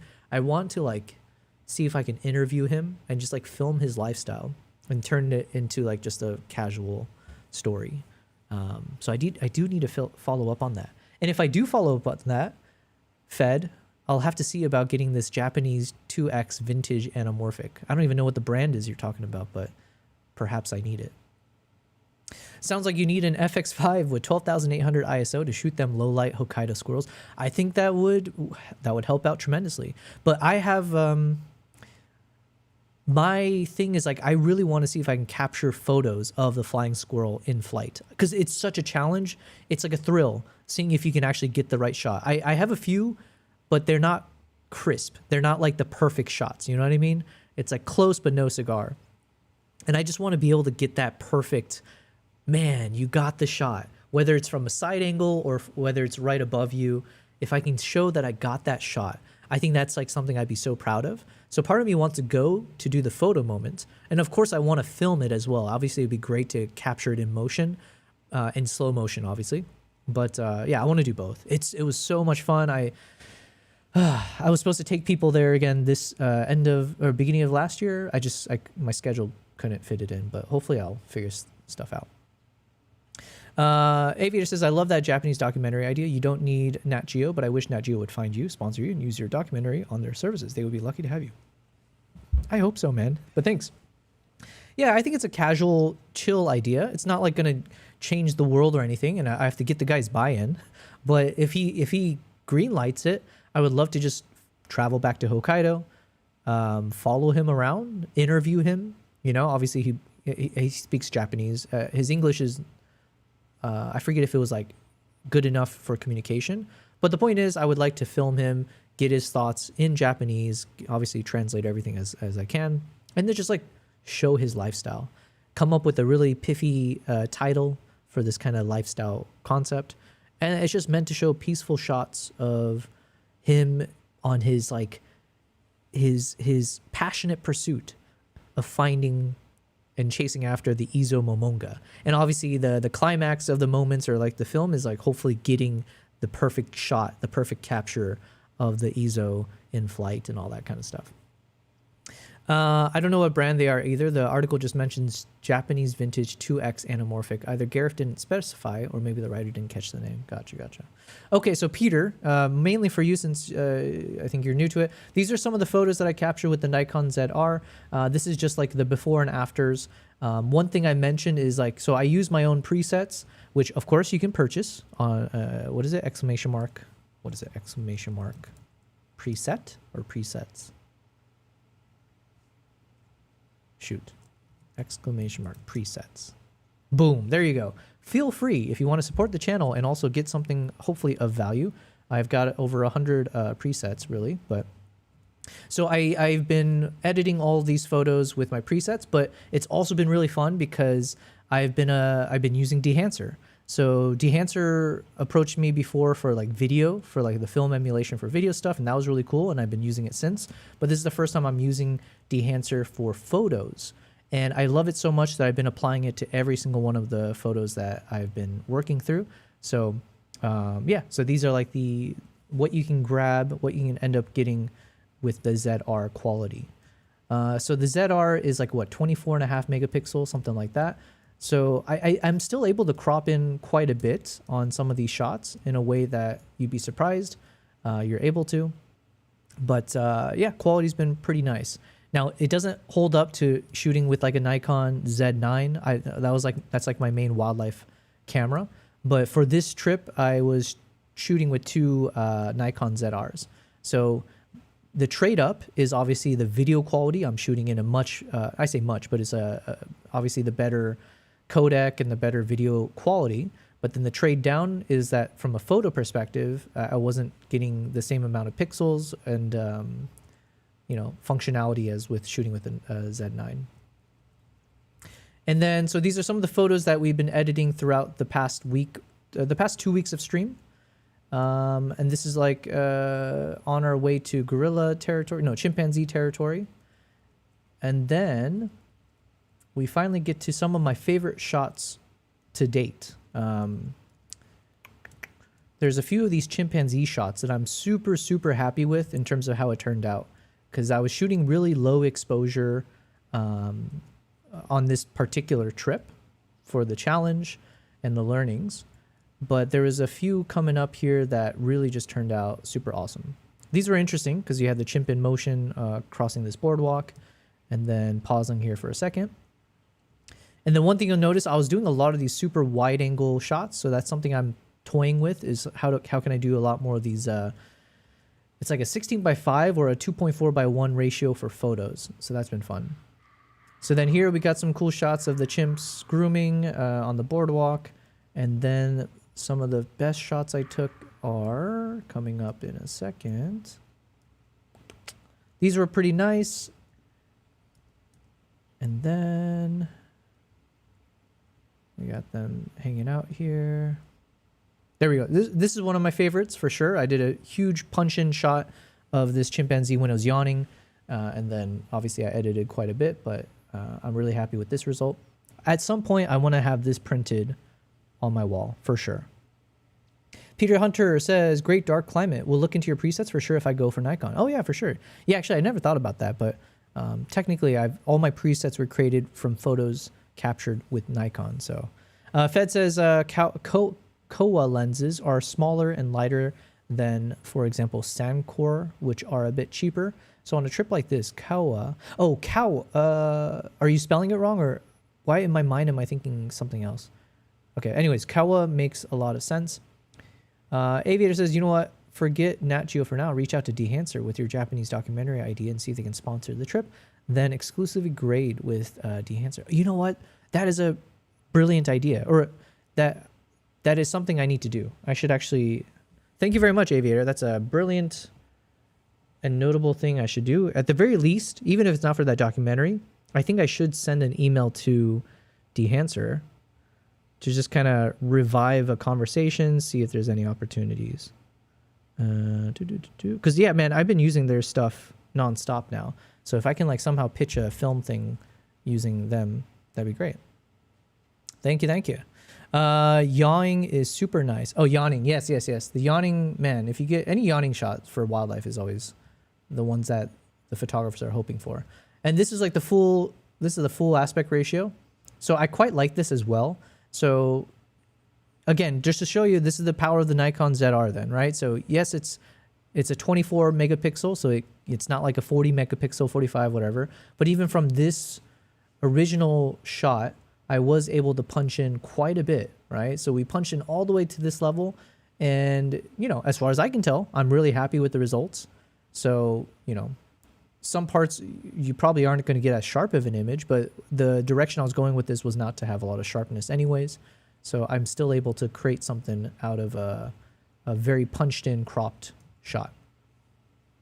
You can do more shots like that by getting some Kawa vintage anamorphic 2x lenses. I mentioned before, but I've never shot with anamorphic, so I would love the opportunity regardless. These were some of my favorite shots as well, because we had this chimp doing a very unique pose, very almost like a human-like pose, lounging against this like low-hanging vine or something, and just looking back at the camera. This one actually has been growing on me as a shot. Initially, I thought this one would be my main shot. Let me turn off the before shots. So I thought this was going to be my hero shot, because the chimp is looking straight at the camera and you still get like a decent composition. However, the more I look at some of these, this one's been standing out to be more and more. Chimp isn't looking at the camera. There's a bit of a light bouncing off the nose, but I really do like how the light is, along the curvature of its face. So it accentuates like the uniqueness of like these chimpanzee foreheads and like the way it's browed and stuff. And you still get nice soft lighting across its head.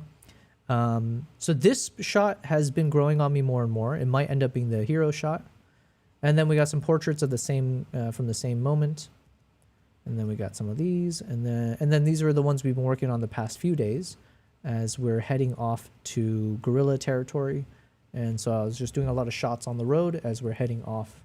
I think it was like a 6-hour drive, something like that.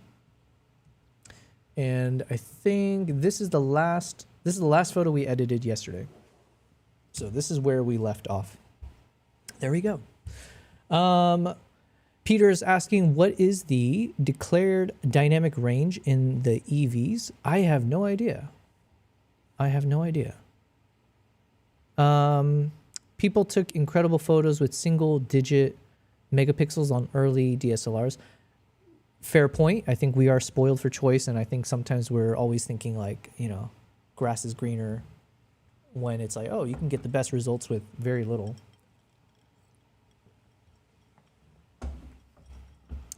Quick pause. Both my cats are still hanging out with me. Look at that. Look at this guy. Kimbap, for like 2 weeks, he disappeared on us. But I think yesterday and today, he's come back to say hi and hang out. So we appreciate your presence, Kimbap. Yes, good boy. Good boy. And of course, Nala, Queen, still doing her thing. Grooming away. Okay. All right. So we got that far.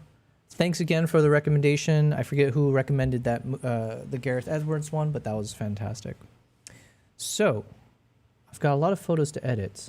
We're almost to guerrilla territory though. So we've been slowly but surely making our way to the guerrillas. Oh wait, no, that wasn't the last shot. This was the last photo. Oh yeah, something happened the other day. The photo is not in my folder, so I gotta find it in the full. Let me find it. The photo here it is. Okay, so this is the final shot we edited within Dehancer as well. So let me just bring that over into my collection. Boom. Okay, there we go. So this is the last photo we edited yesterday. Just like an interesting moment from the drive up where how many people were on this? Let's see. 1, 2, 3, 4, 5, 6. So let's say there are 6 within this direction. And then maybe it's like 1, 2, let's call it possibly, let's just go with 3. So let's say it's like a 6 by 3. So possibly 18-ish people in the back of this truck. Maybe more, depending how stuffed it is. But that's kind of insane, right? Aviator says, I recommended the Gareth Edwards video. Glad you watched it. Thank you very much, Aviator. It was an awesome video to watch. Mentally, I was taking a lot of notes. There's an interview of him with Mark Bone last night. It's filled with gems of advice and inspiration. Oh, yeah, we should do that. Just to cap it off. Mark Bone, Gareth Edwards. Sony FX5 official behind the scenes documentary, Gareth Edwards. Boom. Okay, I'm going to put this on as like a small screen viewing here because I do want to start editing my photos at the same time. Fed says the Nikon D1 had 2.7 megapixel sensor in 1999 and it was used to take photos for National Geographic, for example. Damn, geez. Yeah, well, I guess we have no reason to complain then. Okay, so let me figure out which photo I want to edit next. Do we want to do this vertical shot? Yeah, I'll edit this vertical one just to cap it off in case I need a vertical for like an Instagram reel version of this. So, okay, we'll edit and watch. Boom, boom, and boom.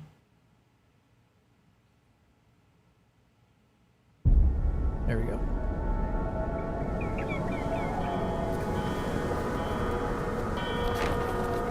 If you have too many preconceptions about what you're going to do, you'll just be chasing that. And the great thing about when you're a bit more open-minded is the world will start giving you ideas.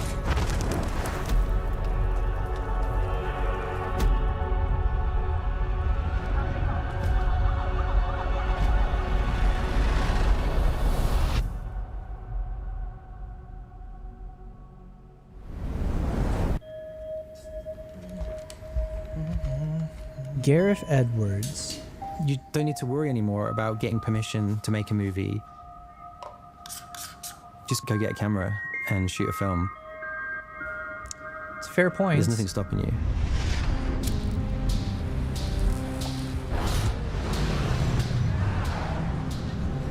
Filmmakers should be allowed to do anything they want. So things like the FX5 sort of break down the barriers to who's allowed to make a film and how good it can look.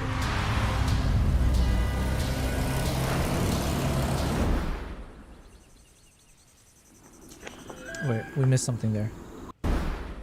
Sony FX5, resolution 5K, or 5184 by 3456. Sensor mode is open gate 3 by 2. Color is S-Log3, ISO 800 for this shot.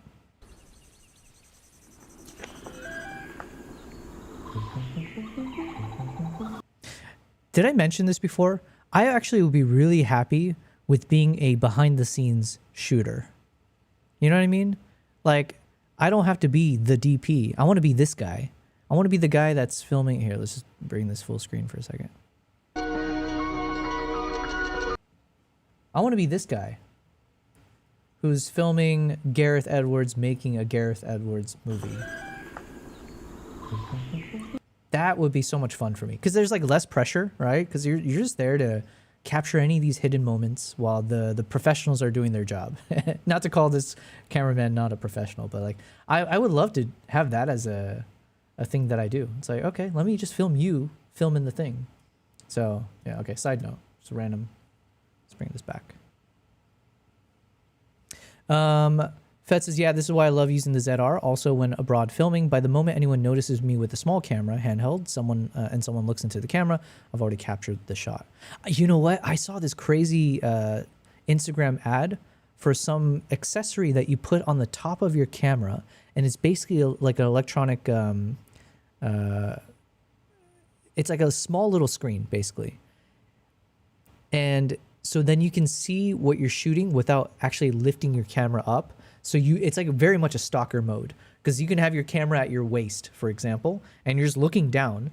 And by looking down and the camera's like close to your chest, let's say, you're actually seeing exactly what you're shooting. But to everyone else, it almost doesn't look like you're filming, right? Because all you're doing is looking down, but the camera's below you. Whereas if you obviously put it up to your face, stuff like that, it's immediately known. So it's just like one of those like, oh, interesting. I was kind of tempted to look into that. Because it's like you're basically buying into, yes, I want to be creepy and I don't want people to know I'm shooting them. But that's kind of what you sign up for when you're doing like travel-based captures. So you got to embrace the creep. Fed says, if you bring a large cinema camera or any type of box-shaped, people notice you straight away. Police might ask questions. When shooting with the ZR, it looks like a rangefinder photo camera. Yeah, exactly that. Okay, let's keep watching this. Places like Nepal and Cambodia. What is that? Okay, same resolution, same open gate. Okay, so it's the same information. Places like Nepal and Cambodia just deliver on like, it's on the filmmaker if you can't get good shot. That is very true. Being able to go into these places. That's the thing one of you guys mentioned. So he was using his iPhone as the actual monitor. That's kind of cool. And not look like a massive film crew just means you can now get even more naturalistic behavior from people. Do they want to be in it? And that's what this experiment was, really. It was like, can we just turn up, no real conversation, and just start trying to create stuff that looks really nice? Wow, he was so far away. What lens was he using? I wish he would say the lens that he was using for that shot. Trying to create stuff that... I thought he was like right up behind him. Jesus. Looks really nice. It felt like we weren't really compromising. It's just now going to be about the storytelling and about the ideas and the talent of the filmmakers.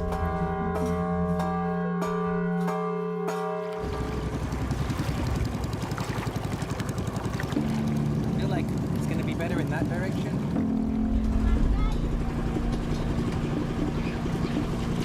Basically doing a camera test, really.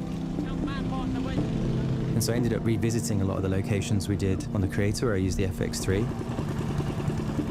And this being the new FX5, it was like, okay, let's see how it compares.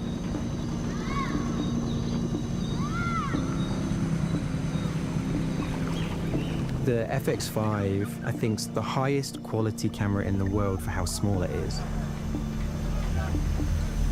Which sets this apart from previous cameras is that it's all internal, which makes the camera lightweight, which means it can now fit on a gimbal without crazy paraphernalia or an extra battery. And suddenly you can hold this thing all day long. Yo, what is his accent? I'm so bad with accents. I can't land it. Well, I guess British is what I'll go with.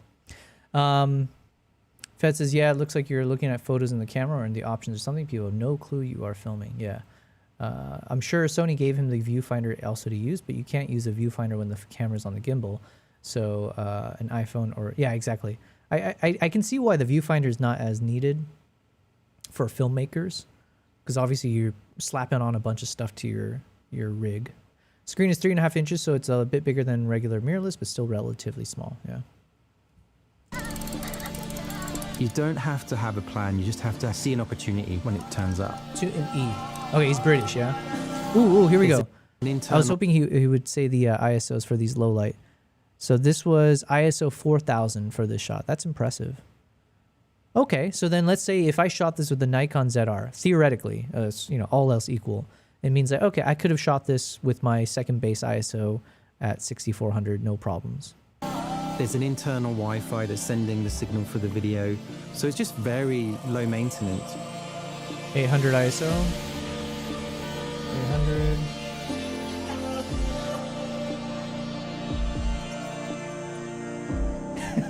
You know what's funny? I think I prefer this video to the actual video. Like I do appreciate these like behind the scenes more, because then it's like the story is the behind the scenes. You know what I mean? It's like you don't have to try to second guess what's going on here. What is the author trying to communicate, or the director? It's like, oh, okay, we get to understand more about how he filmed this.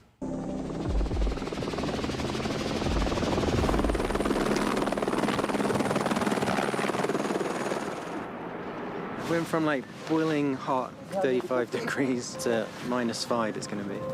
Pretty strong, right? Good stuff. It's strange to be back. I think last time I left I felt like probably never come back here. Oh, I like these shots, man. The screen, oh, sorry, Gareth is from I thought you were saying like none your business.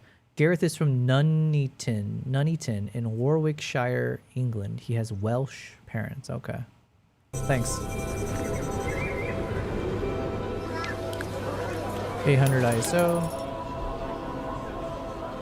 I'm really excited about the future. I'm excited about what new filmmakers are going to do with this technology. You're no longer compromising the look to do something very small. You can get such beautiful 4000 imagery ISO. so simply.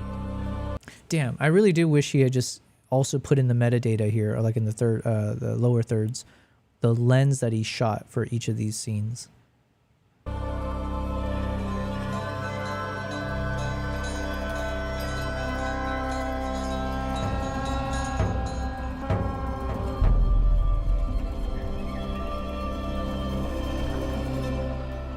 I'm never as happy as when I've walked into somewhere and I've let the ingredients tell me what they should be. And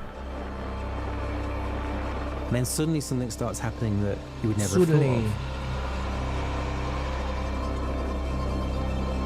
And as you pick up the pieces and try and reform it, it now becomes something no one's seen before.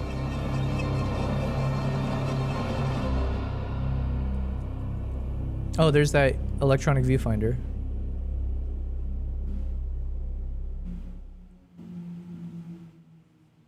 All right, that was great. I thought it was more like an interview style, so I was mistaken. But I mean, that was good information. Thank you again for the recommendation. 4,000 is the second base. Yeah, I was hoping. I guess Fed. I was hoping that he was gonna show the third base ISO, right? What did they say? It's like, is it 11,800 or something like that? So. Okay, so this is the one from Katzenell and Boggin's recommendation, Ill Concept. Let's finish this. I think we were watching this the other day or a while ago. Peter Hunter says, I need to drop off. Very nice conversation and congratulations on your work. Oh, thank you, man. Talk to you soon, everyone. Stay safe. Thank you very much for joining the community. I appreciate your presence here. I hope to see you again. And best of luck to you in your decision on camera stuff. If you have questions, feel free to join the Discord. I'll put it in the chat now. So yeah, you'll be notified anytime I stream. I usually try to stream about 4 to 5 times a week. But then also you can type in the chat. You can share your work with us, as well as if you have questions. Hopefully, as the community grows, we'll have smart people that can give some advice as well. Aviator says, I posted the interview link above. Oh, that we didn't watch. Oh, so the video you're talking about is different from this one. Wait, did I watch the wrong video? Jesus. No, it's not that. Blah, blah, blah, blah, blah. Aviator sent the link where?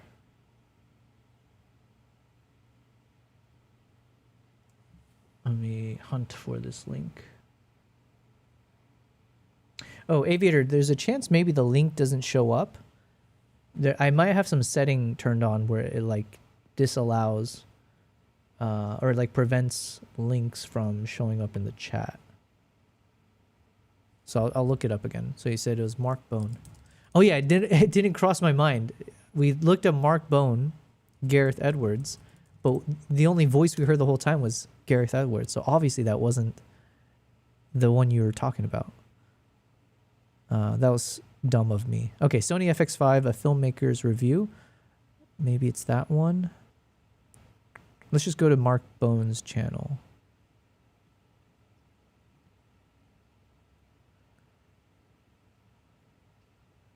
Okay, so it's probably this one then. We did it, guys. We have a mirrorless camera that somebody pushed up our weight lift. They're stunning. It allows you lift for improvement. But yeah, let's jump into like the crucial training at this. This is definitely going to be. Starts around 22, 23 mark. Wait, this is only 19 minutes long. Wrong video? Okay. Whoops. Well, we watched the whole thing here. Man, I'm losing my mind. Video title is Live Discussion Replay. Okay, hold on. Thank you. Oh, this one. Okay, thanks. 22. The FX5. I'm really excited. And then suddenly something starts happening that you would never have thought of. All right, thanks. Thanks, Aviator. We got it, I think, locked in. So let's watch this as I edit. And as you pick up the pieces and try and reform it, it now becomes something no one's seen before.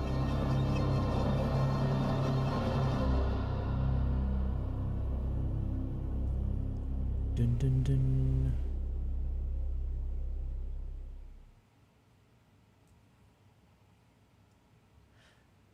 Now, quickly before this starts, I think one thing I was really impressed by, there's so many things I was impressed by, but one thing which I don't know if it's a lens, or I don't know if it requires an anamorphic to get the effect properly, but there were so many of his shots where the subject was pretty far away. So you're getting a nice like environmental shot, but the subject looks nice and clean and visible and obvious. I don't know what lenses he was shooting for that, because it looked like he was shooting from really far away. But my also assumption is something to do with like the anamorphic gives you that nice wide feeling of capturing everything. Like, I don't know, like a pano. It was like a pano style, but without the subject disappearing into the background. But I just wish I knew what focal length and what lens was required for that. But. And now we're going to bring up Mark and Gareth. Thank you, guys. Awesome. Thank you, Stu. Aye, aye, aye. Yeah, you quickly realize on a 60-foot screen what was in focus and what wasn't, hey? I know. Yo, kind of a small world. And again, it's kind of funny because like the scale is very different. But I did something similar, just without all the fanfare like this. But for when I made that Nikon video, the Island of Second Chances, they basically had a big opening event where they played my video and like a couple other creators' videos that they had made when they shot with the ZR. And they had them play in the IMAX theater, like in Dubai. So, you know, I got to see my film. I was learning a lot too, because I had to learn how to like export my video into the scope something file format so that it could play on a big screen. But I actually did get to see my video play. I at this point, I can't remember if it was like the IMAX screen. Point is, it was in a cinema theater screen. And then after it finished playing, then they had us all stand in the, you know, in front of the screen. And then there's like a Q&A function. And so then people were asking us questions and stuff. But yeah, it's kind of funny. But it's, again, the scale is quite drastically different. You know, at the end of the day, I'm still a nobody. This guy's like, you know. Anyways. Look, as you'll know, I'm an amateur focus puller, as you can tell from that. You know, But- Gareth's being a bit hard on himself. He was controlling his focus because he had these cinema lenses with a remote wireless follow focus. He was doing it all with just his thumb, which It was my index finger. your index finger, yeah. It was the rear handle on it. Which I was actually quite impressed with Gareth because he finds a way of using ordinary things for new uses. So with that left arm he suddenly had free, he just got a strap and a magnet, and then he would stick his iPhone to his arm and send the signal from the Sony wirelessly to his arm. And he's like, well, I have this arm free, so it might as well just be a monitor. But it went further because you'd always like to find uses for new things. We had all these sliders and some tripods. So if I'm to understand this, Mark Bone is the one who filmed. So Mark Bone traveled with Gareth and did all the behind the scenes stuff. So basically Mark Bone did the thing that I was saying I would love to do, which is like shooting behind the scenes footage of the people shooting the film, which is like, now we got goals. Fed says DCP, digital cinema package. Yes, thank you. I remember that term now popped up. Aviator says, well, I didn't know you saw your video on IMAX. That's so cool. You're there, man. You're up there. It was a random cool thing that I guess Nikon just like blocked out one of the theaters to do their opening day for the video, or for the ZR. Side note, this photo I'm working on right now, I'm actually really excited for this because there's like potential framings here to tell a story. So even this one a bit more punched in looks like interesting enough that there is like a nice composition to play with here. Possibly I'll end up with something like this, like, you know, some variation of this. And this is like in that super wide 16:5. But then separately, I was playing with like I had this almost pulled back all the way. And even this kind of looks good in the thumbnail. We'll see how much of it we end up keeping. But imagine if maybe I start with a cropping like this. So much more pulled back. And then we can always crop in further. But then this way we see the full mountains. We see a bit of the sky. We'll probably bring down the highlights a bit. I think I want to keep this super dark on the left. So then again, it would draw your eyes to these four characters, like the silhouettes of them. So I think I'll start from this cropping, and then eventually I might end up cropping further, because even here, maybe it gets a bit too noisy or too distracting. I'm not sure yet, but there's something interesting about this shot, and I just can't pinpoint it. Aviator says Mark Bone did the BTS. Yeah, cool guy. Yeah. I mean, he did an excellent job. Like I was saying, I almost kind of enjoyed the behind the scenes more. Aviator says, beautiful photo. You're so good with your cropping. My brain doesn't even go there. I gave this advice the other day. Thank you. One thing that helps me with cropping is I look at the navigator panel over on the left here. When I'm looking, if I'm only looking at the image directly here, honestly, it's my brain can't register this in terms of what's good, what's bad. So I have to kind of look at this isolated, miniaturized thumbnail to get a quick like pulse check of like, hey, does this actually look good or not? Even though you can't really make out a lot of the details because it's tiny, I still prefer this as a way to quickly gauge if I'm in the right direction or not. And then so you'll see, like, I'll literally move things around, and I'm not even looking here. I'm constantly looking at this navigator panel to see if there's something potential. Like even here where I stopped, even this kind of looks nice to me because it's very dark, but it's got a nice gradient to the shadows here. So I'm like thinking, ooh, this actually could be something I might want to keep. So actually, it means I do need to be a bit more mindful with the cropping. So I maybe won't crop too much yet. I might crop afterwards once we're locked in with the look and feel. So maybe I'll keep it. Let me just edit from this full-on image, and then we might have to crop from there. Because it seems like there could be a few different angles I want to retain. Yeah. Aviator says, that's great. You know you specifically want to do BTS. An idea could be to reach out to local film schools or small production studios and offer your BTS services for free at first. Build rapport. Yeah, that's not a bad idea either, man. You're full of good ideas, man. We'll see. There's a few things I'm trying to lock in first before I go too far. You know, like I have to prove myself a little bit more, but I think we're almost there. Like at the end of the day, I only have one short film under my belt.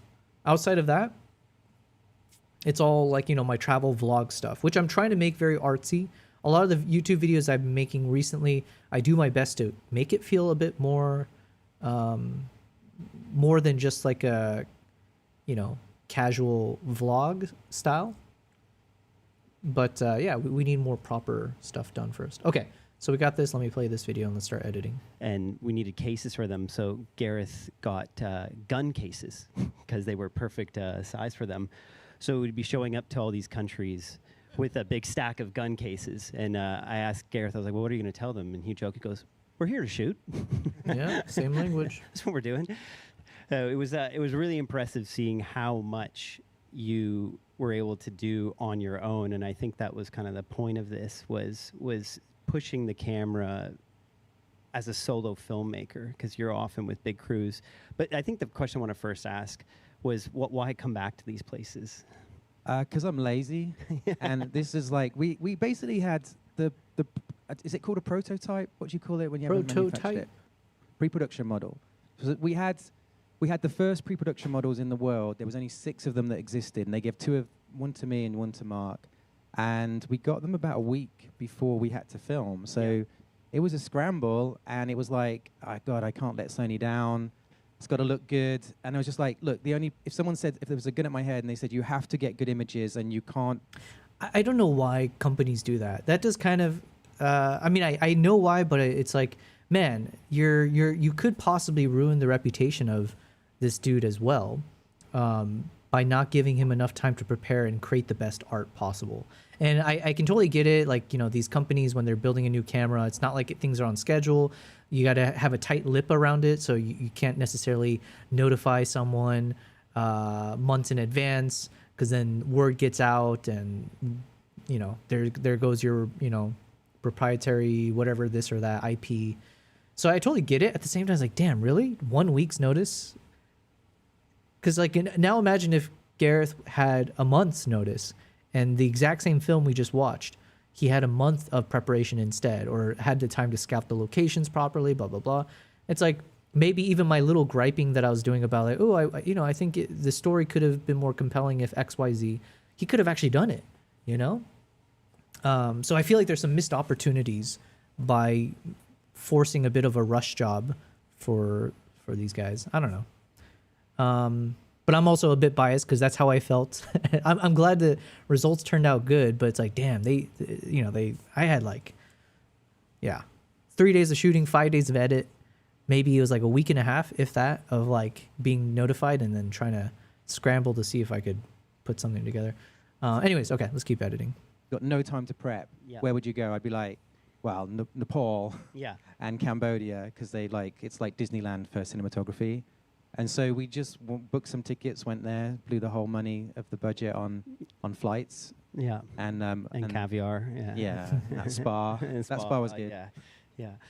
And so for you, you know, I'd asked you this, but what were you, like a camera test, it's like, you want to push it and see what was going on screen. You had done this with the FX3, obviously, on the Creator. For you, was this about kind of discovering more about how far you can push it just by yourself? Because, or what were you hoping to find from this? I don't know. I'm sort of ultra paranoid person, and I just spend every day thinking I'm never going to be allowed to make a film ever again.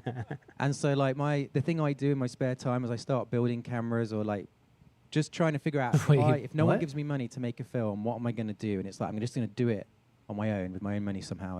And so I was just tinkering away, and obviously the successor to the FX3 was on my radar, and I didn't know when it was going to get released. And essentially what happened is after the Creator came out, I got invited to a Sony event, and I said to my girlfriend, I was like, I'm making it my mission during this event to hound the Sony rep and beg them to let me talk to the engineers about what they're going to do for the new FX3 camera. And she eventually like gave in, and then I was on the world's biggest Zoom with 1 million Japanese engineers, and I said, can it do this, this, this? And I was like a kid in the candy store, and I started off like with, some fair requests. Yeah, yeah. And then I sort of got into like, and it's got to cure cancer and create world peace, and and so there was this like insane list. And then about 2 years went by, I went and did another film, and then 2 years go by, and Stuart calls me and says, "Oh, Sony are in town. Are you free? Whatever day, come down, and they want to show you something." And I was secretly hoping, please be the new camera. Yeah. And so I go, and they say, "We really appreciated or liked what you did on the Creator, and for the last 2 years we've been developing this camera, and the code name the whole time was Alfie, named after the character from that movie. Yeah, yeah. And we've made this camera, and they unveiled this camera." I was like, whoa, and everything, like, I was like, I remember saying to them... Sorry, I always miss this. Was it Sony FX3 or the FX6 that he filmed the Creator? I always forget. Fed says, I don't think so. This is a promo video for a camera, not a feature docu or something. Yeah, it's like wishful thinking. Like I said, I'm saying this would be ideal, but I also know that companies, they have their own schedules that they operate off of. They're not going to be able to just like give infinite amount of time. It is very much like almost intentional that they don't necessarily give you that much time to in advance, because it's like, can you imagine, like, all it takes is one leak, and if you're offering this to several people to make content, and they're reaching out to other people, they need a film crew, and then they message other people, and then now word gets out, and boom, there goes all the secrecy. They were not going to send him to more places like that for more days anyways. It cost money. He already knew where he wanted to go. Yeah, exactly. So I totally get it. It's just like, I wish they would at least give a little bit more advance sometimes. But, I mean, the results were great. FX3 was... Okay, so they used the FX3 for the Creator. Gotcha. Thank you. Thank you. If you only do 3 things, for me, everyone's got a different list, right? But for my list would be, please do internal RAW. Yeah. Please have a viewfinder. And please make it so the back monitor can just flip up. You don't have to put it out on the side. Yeah. And I was like, and obviously there's other things, but, and they'd done those, I could see straight away they'd done those 3. Yeah. And then I have a condition, a terrible condition, which is I can't say no to Japanese people. and they were like, will you go and film a camera test or do something, make something? And I was like, oh man, I don't want, okay, all right, I'll do it for you. And so we went and did this, and then called you. Yeah. The next time Shannon, your partner, needs something, she should bring a Japanese Sony Japanese rep. people. Yeah. It's how I got into Godzilla. Yeah. I just couldn't get out of it once. So polite, more polite than the British. What were you most happy about that you saw that they had included? The internal RAW, because it meant now I didn't need any external devices. Yeah. You can just sort of like, you literally got the weight of the camera. I like gimbals, so it's like camera plus gimbal equals you can hold it all day. So it was kind of like, it felt like liberating. And a little bit of this test was, I really wanted to experiment doing like dolly shots with it. Yeah, you certainly did. Yeah. And so we had a RAW because we knew we were going to be in the helicopter, because it's really hard to go, what am I going to take? What are we going to pack? You can go forever. And in the end, it was like, well, thank God we got this helicopter trip, because we can't take anything in the helicopter that you can't carry. And so the rule was everything had to fit in a backpack. So we had 3 backpacks. There was like one for the camera, one for what I called assistant camera, even though we didn't really have assistant camera, but it was like batteries. You were the assistant. Spares and stuff. And then the other one was the slider for the dolly stuff. Yeah. No, it was... fantastic having that raw. It's the same compression as, like, as far as I understand, the XAVCI 422, very similar data rate. So just to suddenly have raw in the same camera size body was so helpful. And that was one thing we were talking about on set was what's great is just trusting your image, because it frees you up to focus on the creative. And I felt like we had been talking about that because you could just trust. And you even had some stuff that you brought to PhotoChem, because this prototype camera, you might have done some different settings, but it all worked out. Hey, like the trust of this image for you was that freeing? He's been very kind. He's saying trust. Basically, I screwed up a lot. And the first day, I accidentally filmed everything at ProRes, not XOCN. ProRes is like LT even, or something. Yeah, LT, the low setting. And I was like, because I just drag and dropped it to my hard drive to kind of copy it over, and it just went in like a minute. And I was like, isn't this supposed to take all night? Yeah, and I start. There's this. Yeah. We're in Cambodia. It's like 47 Celsius. Yeah, and I knock on your door in the middle of the night. He's like, how long should it take to transfer a full day? And I was like, I don't know. Like dinner time, at like at least that length. And you're like, it took a minute. I was panicking. I was like, I think we didn't get anything today. I don't know what this is. Is it just tiny proxy things like? Yeah. Oh, and no. then it turned out it was ProRes, at the lowest setting. And little fact that's fun is that when I gave it to PhotoChem, who do all the big Hollywood movies, they transcode it before they grade it, and they didn't know which one was which. Like they couldn't tell the difference. And so I was like, oh, that's nice, Yeah. Fed says FX3, the FX6 would not work for the style of filming they were thinking with a small gimbal setup, similar to how he did on this docu with the FX5. Gotcha. No, the strength of the image from top to bottom has been remarkable. Like we did a A/B test between the FX3 and the FX5 in terms of just wanting to see what the color science was and all of this. And we struggled to tell the difference. We had to go to the file names. And I think that's actually a huge plus, because for the BTS, we shot FX6, FX5, FX3, and they all love each other. They all work together, and that's nice to have that in the system. I remember that. Like I'm not very technical, and I was sometimes just show Mark like a little kid and go, is anything wrong? Like, are these settings okay? And he'd look and he was like, oh. Yeah. and he's like, the camera's not on, Gareth.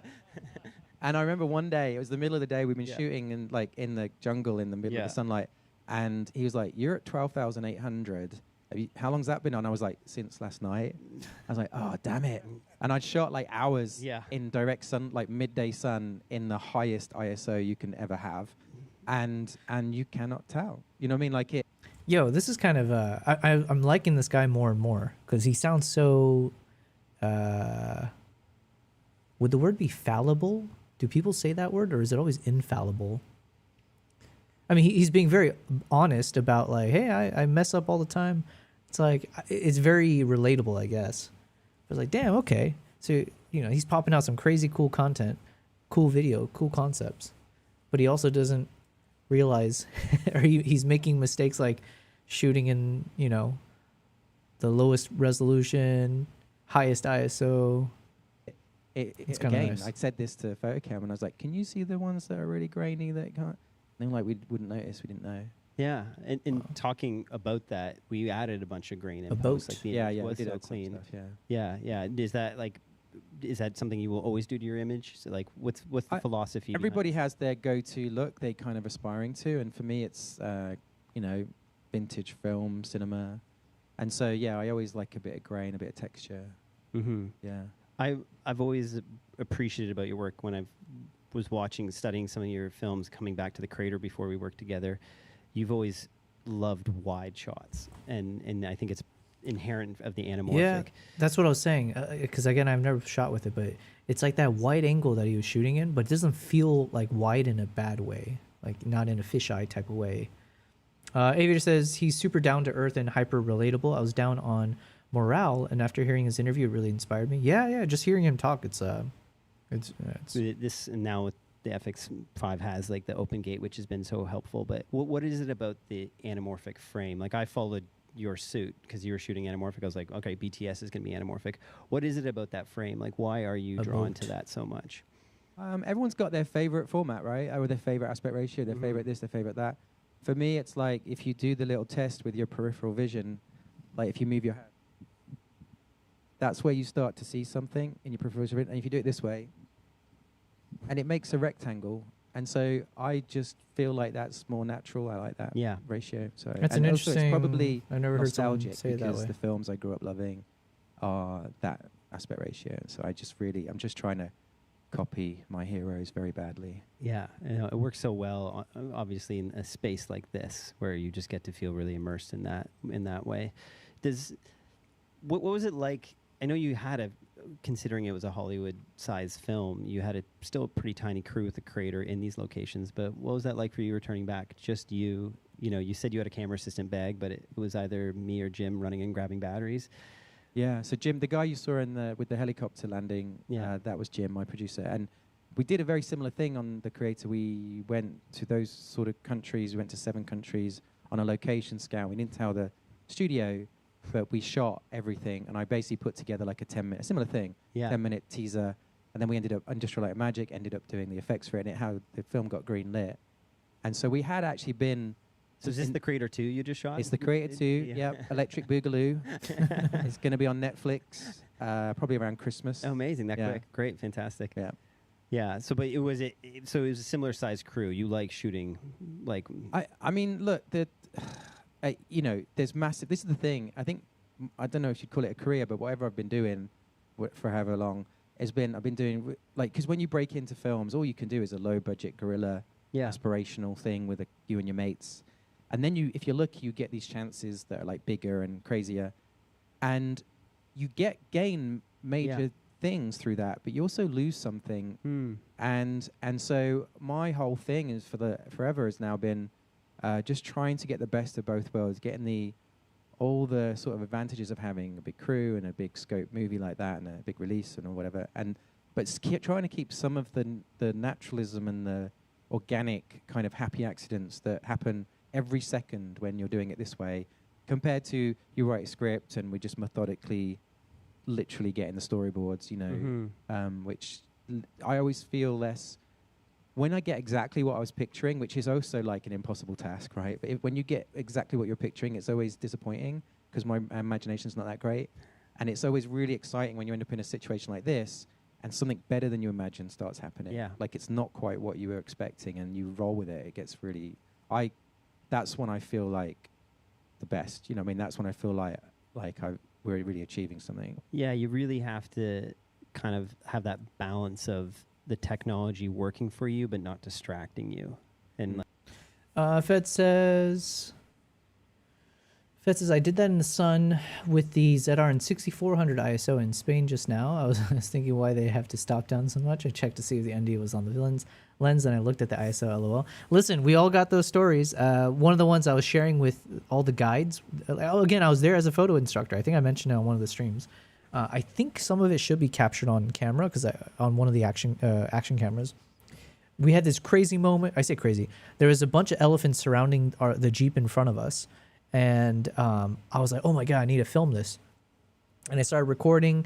And then it was only after basically that moment, the epic moment ended, that I realized there was like something blinking on my screen. And it was showing that there was no memory card. So this whole time I thought I was recording, nothing was happening. So then I had to scramble, quickly find the memory card, try to put it in. And it's like, I wasn't able to slot it in properly. I was wasting all this time. I'm like panicking. So it's harder to do what I need to do. And this is where I have one complaint about the ZR, which is like where the memory card slots in, especially the freaking SD card. It's in a weird, awkward position next to the camera battery. So sometimes it's not, you have to take the battery out if you want to. It was just so many things. But yeah. And I told that to the guides. I was like, yo, you know that cool moment that just happened? Yeah. So we all got that. Fed says, I had shot some stuff in the evening before and the ISO was set to high base. Yeah.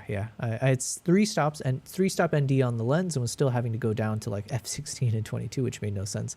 He was shooting at 12,800, which is another shot brighter. Yeah, that's kind of crazy. But I guess then again, is that the third base ISO? So I guess at the end of the day, it's not like the end of the world, right? Stop, not shot. Yeah. Like you need to be... quick pause here, just as a quick little... So I'm editing this photo. I'm keeping it a bit bright for now, and then I'm going to draw down the light a little bit towards the end. But I'm trying something different on this particular shot.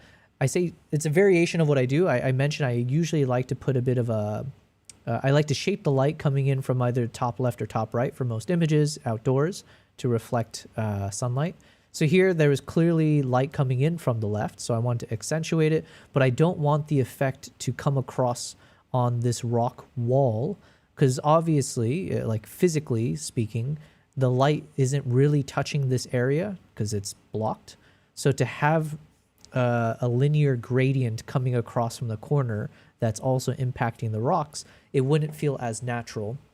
So what I did is I created the linear gradient mask, but then I clicked on subtract, and then thankfully the object feature worked out pretty nicely. So it did, you might have seen I was just drawing it across this thing, and it did actually capture most of it. And then I had to just take an extra subtract and then brush out the remainder. So then this way, the effect of the linear gradient will not affect the rock wall. So anyways, just sharing a little bit of the thought process behind it. And then I tend to reduce the contrast, increase the blacks. So I lift the black, drop down the contrast, and then sometimes dehaze ever so slightly to give it a bit of a hazy look, as if it's like, dusty, sunny day or something. So I'm kind of liking that so far. And then it's just a question, really, I'm not going to do anything crazy with the colors. I thought I would keep the greens here, and I don't want to drop down the light on the greens too much, because I want it to obviously feel like the sun is bouncing off the tree on the right. So at this point, I think it is really just let's now focus on bringing down the light and then put it through Dehancer for the final kind of spicy look. So we'll see. And then I'll figure out the cropping. Fed says, yeah, the FX5 has 800, 4,000, and 12,800. Yeah. In that environment, like long enough, are you fishing? Like, I was so impressed how I thought I worked long hours coming from documentary, but you go hard. Like, it was amazing from like sunrise to sunset. You would go, and is it? Can you talk about that? You'd have that like 8 out of 10, 9 out of 10. Like, right. Yeah. No, it's pure paranoia that I'm making a piece of rubbish. like you just. So when the first day we started filming, I hadn't shot anything in over a year or so, and it's like getting on a bike again. And we start filming the first day. I had a terrible time. I think I was moaning the whole time about everything, because I was just, like it just wasn't looking good. You got this, and I was worried I was going to let Sony down, and like nothing looked good. And then you go, and I was keeping a list all day long to myself, or I was actually making notes on the phone and going, okay, tonight do this, check this, make sure you don't do that. Blah, blah, blah. And then what was happening, you were going, any good? And I was like, nah. And he's like, what? And I was like, it's like 4 out of 10. Yeah. And so they basically, what happened, you don't feel good until you've got like a 8 out of 10 something. Yeah. And then you start to feel, as you're banking stuff, totally, you start to relax. And by the end, we were there, it was about 5.5 days worth of filming. And by the end, like we were like, we had it down to a T. Like I felt we could have gone on for another month. But on day one. That's cool. The difference between 6400 and 12,800 is one stop. So the same as stopping down from 2.8 to f4, for example. Yeah, it's like, it sounds worse maybe on paper or just by saying the number than like in reality, I guess. I was having an internal breakdown where I just thought I'm making an absolute load of rubbish, and I don't know why they've asked me to do this. Your breakdown was very helpful for me, because I go through that every time I'm on set. I was like, oh, cool, so this is normal, because there is that panic, and I think that's something so interesting I find specifically with filmmaking. But perhaps it's like your film's like a first date. Like, you're always nervous at the beginning, and then it's like finally when your date laughs at one of your jokes, you're like, okay, I can do this. I feel like when you look at your camera and you got a good shot that was shot not in ProRes LT, you're like, okay, good, we can do this. There's nothing wrong with ProRes. No, it's great. No, it's love. We love it. We love it. PhotoChem will tell you. It's just as good. It's great. Yeah, no, but it is a bit about momentum, hey, and it's like, it is nice. We were talking about this, about just being able to trust the image, like, and it was like almost shut our brains off with the technical. Like, we had to nail our focus, but we knew that the camera, we could rely on that, especially now with like the RAW and being able to go that way. Yeah, when I first drag and dropped, on the plane on the way home, I was like, I better go through these dailies and start getting them down, because we got so much footage. And I drag and dropped it onto the timeline, and it was 24 hours of footage. And basically, I had to sit for 24 hours, and I got it down to 12, then I got it down to 6, and got it down. I relate to this guy so much the more he talks, because I have a tendency of overshooting way too much. And then you have no choice but to then spend the time to make up for it. Fez says, the higher the numbers, it sounds like a lot since you're doubling numbers per stop for ISO. There is the technical response. Thank you, thank you. And 3, and eventually this. But there was so much stuff. It was like we just ran and ran and ran because you could. Yeah. Like digital allows you to do that. Probably not for the better sometimes. Yeah. But And talk about, because I released the video on my channel today, and the question I keep getting asked is about like your spy kid setup, you know, where you had like you weren't just, I know it was during World Cup and we were in the middle of the night watching the game, but you weren't trying to watch the matches. Like, what were you doing there? That was wireless? yeah, so there's Wi-Fi in the camera, and an app you can download for your iPhone. Basically, I think I'm going to credit my girlfriend for this, but it might not have been her. But I was like, I want a really lightweight monitor, because anything you add weight to the camera, it's just another thing that's just, you got to hold that. I accidentally came up with it when we were talking, but I said filmmaking's like this is like fishing with a dumbbell. Like you just stand all day holding this weight, going, please, please, something good happen, right? And then it might, but you just end up like, it's so tiring. And so ended up putting the lightest monitor I could find, which is an iPhone, turns out. Yeah. And it's like 3,000 nits, or whatever, so it's good in bright sunlight. So I bought the new iPhone so it could do that. And then I was like, where do I put it? How do I mount it to this? And realized it's magnetic. You can buy those magnetic things. And then I don't know how. I think maybe my girlfriend, but it was like I realized I could just get one of those things that people run with. And then what was beautiful is you could have it on the camera, and then when I would be in an awkward gimbal shot, like low or something, I could just pull it off and put it on my wrist. And there's no wires, you know what I mean? Yeah. So I could now see everything I was doing. When we did the slider shots, I could pull it off and put it on the thing that was controlling the gimbal. Like, It's pretty smart. Fed says 6400 to 12800 is the same as 200 to 400 one stop. Yeah. And it sounds like at least he did do it onto the base ISO, so that's another plus for him. doing the remote head thing. And it was just like quick to move around, and I always look at that monitor as the iPhone. It made but total also sense to that me, is 'cause you like would a have the camera down low, and you just have your. That was like the other panic when I was on the ZR project, because it's like basically I spent a few hours maybe being able to kind of understand the camera, but we didn't really have time. I think it was me and like two other creators that they had reached out to in my region. So I didn't really have time to actually play with the camera before this trip. So basically what happens is I flew out to Uganda. There was a Nikon rep who brought the camera, right? So because of how secretive and everything it is, like they're not just going to entrust me to take this camera and whatever. So like they had to bring a rep on this trip who handled the camera the whole time. And then when we got to the shoot location, that's the only time, that was like the first time I got to like hold the camera. And I was literally only there for like 3 days. Like it was like the most jam-packed schedule of like, I need to get all the shots done within golden hour. I have to, wander this island to figure out like where the best locations to shoot. There's like a set day for the interviews. So it was just like, oh my God, we only got 3 days. And I don't even know how to use this camera. So then I had to like spend time, do like a quick download in my mind of like, how does this camera work? Where's the buttons? How do I record? And like not knowing if I was going to hit the wrong buttons or have the wrong settings, right? So that was really nerve wracking, because then to like how Gareth is describing, it's like, if you mess up day one, it's not like you can repeat that, right? You've only got a precious few days. So thankfully it all worked out, but there's like so many areas where that could have gone so wrong. Like maybe I, put on the wrong setting. But that was actually one of the reasons I mentioned before when the video came out and I was talking about it. I didn't trust the histogram or like the waveform overlay.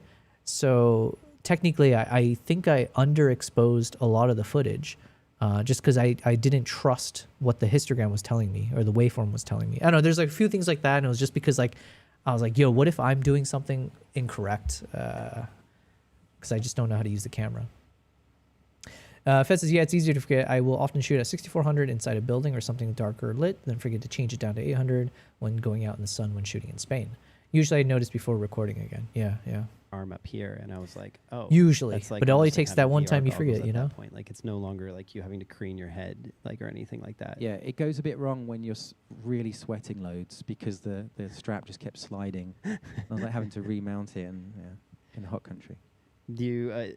You told me you were describing shooting films. I had to write it down because it was very interesting. You said it's like running a marathon while doing open heart surgery on your child, while a crowd of people throw stones at you. So why is that?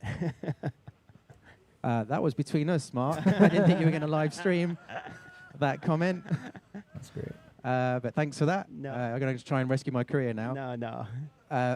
It's basically like everything's working against you. Every single thing's against you the whole time. Like, and you're trying to align planets. And so anything you can take off the list of things that might go wrong, you know, the better. And so the less equipment you have, the less things you have, the more they are all unified as one, the better.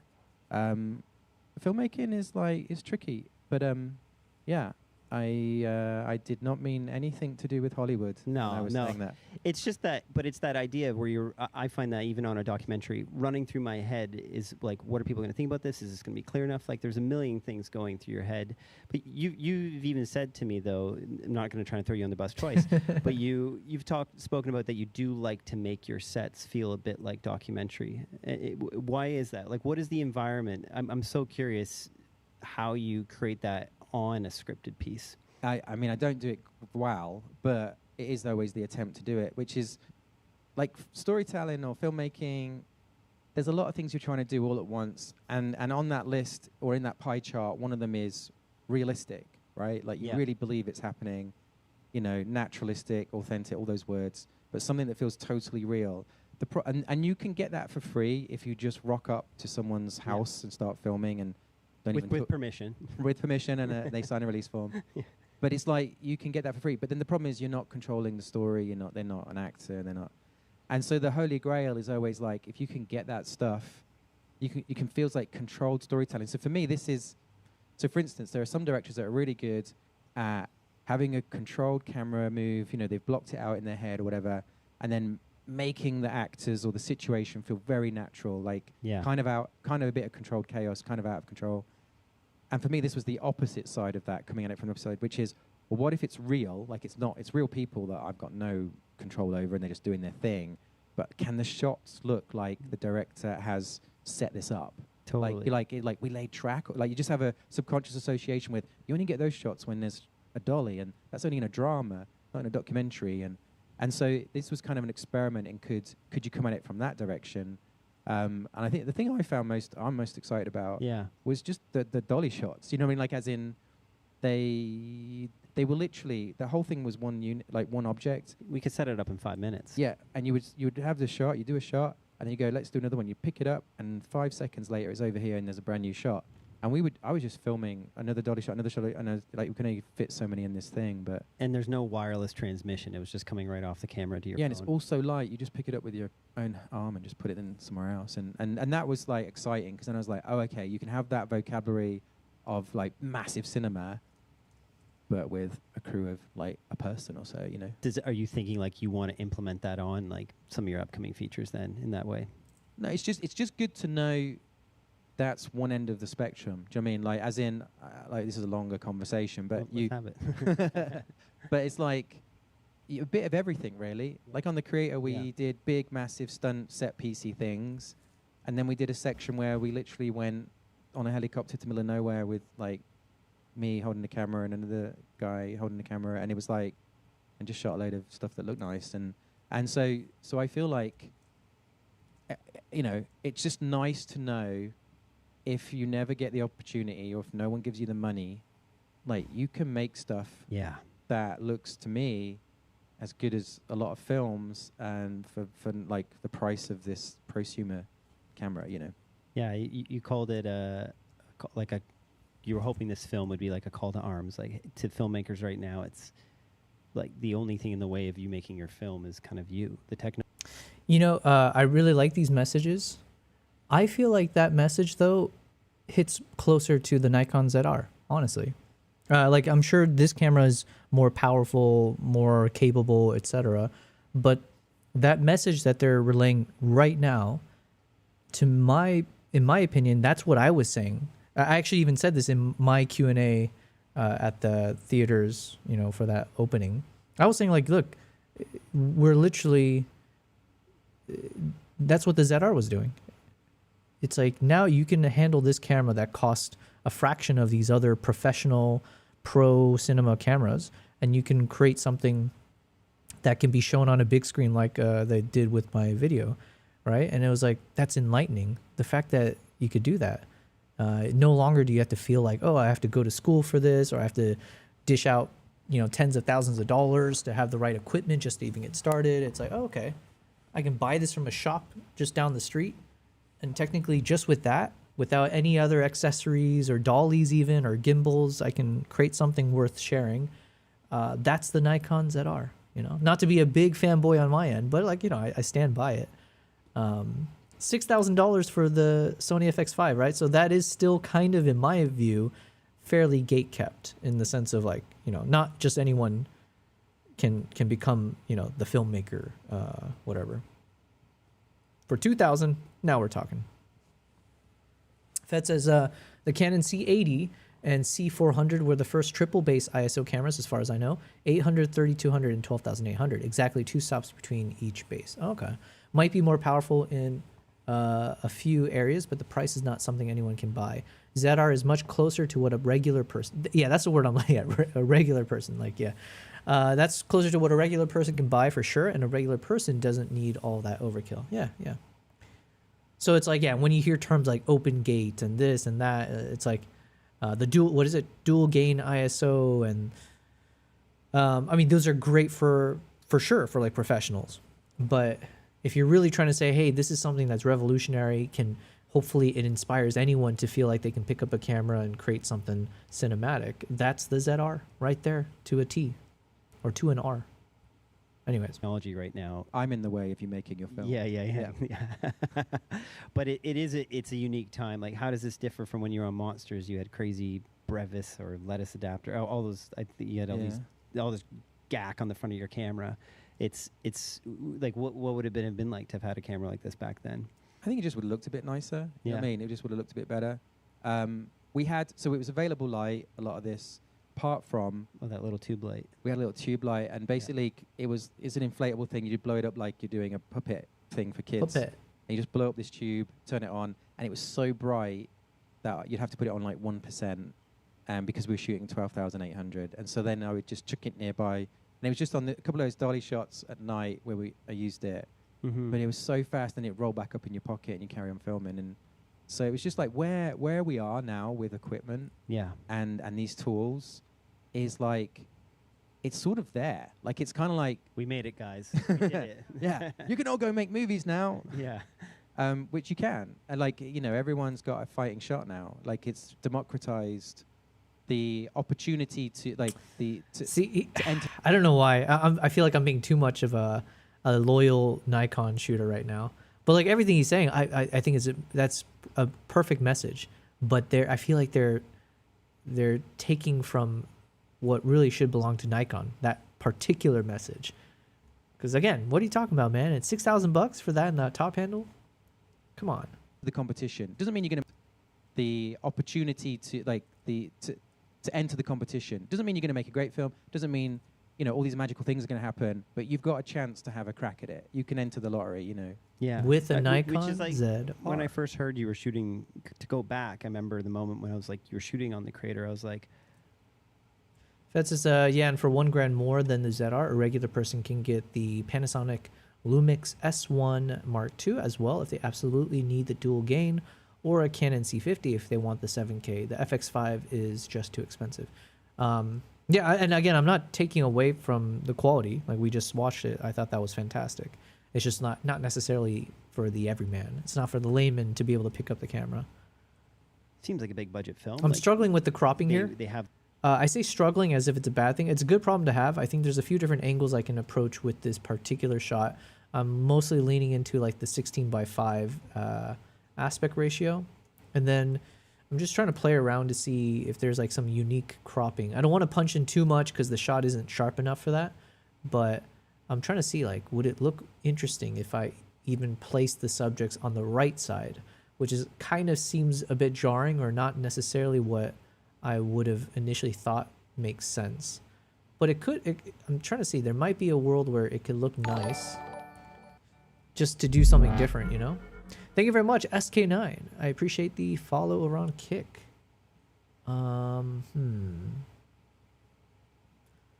Yeah, part of me thinks like just to spice things up, what if I do a completely random cropping to this shot? But I'm not grasping it entirely in terms of what the best look is for that. I think this is probably the best one though in terms of cropping. Just retain everything. You know, you get the, you can see the sky just above the mountains. So you get the textured, you get the layered effects of the mountains behind the subject. Subjects stand out as silhouettes here. And then you've got this thing blocking across the left third of the shot. And then over on the right third, we still see enough of, it's like still vignetted, but you do see the trees and the light reflecting off of that. So subject is fairly centered. I don't know. I think this is probably still the better cropping to keep. But then if I want to punch in more, I was trying to see like, okay, what if I cut out the sky entirely? How would this look? And this is not bad. Same thing. It's not bad. And now obviously the subjects are a little bit easier to make out. You can actually see the characters a little bit more clearly. You can make out a bit more one of the characters over here with the hammer.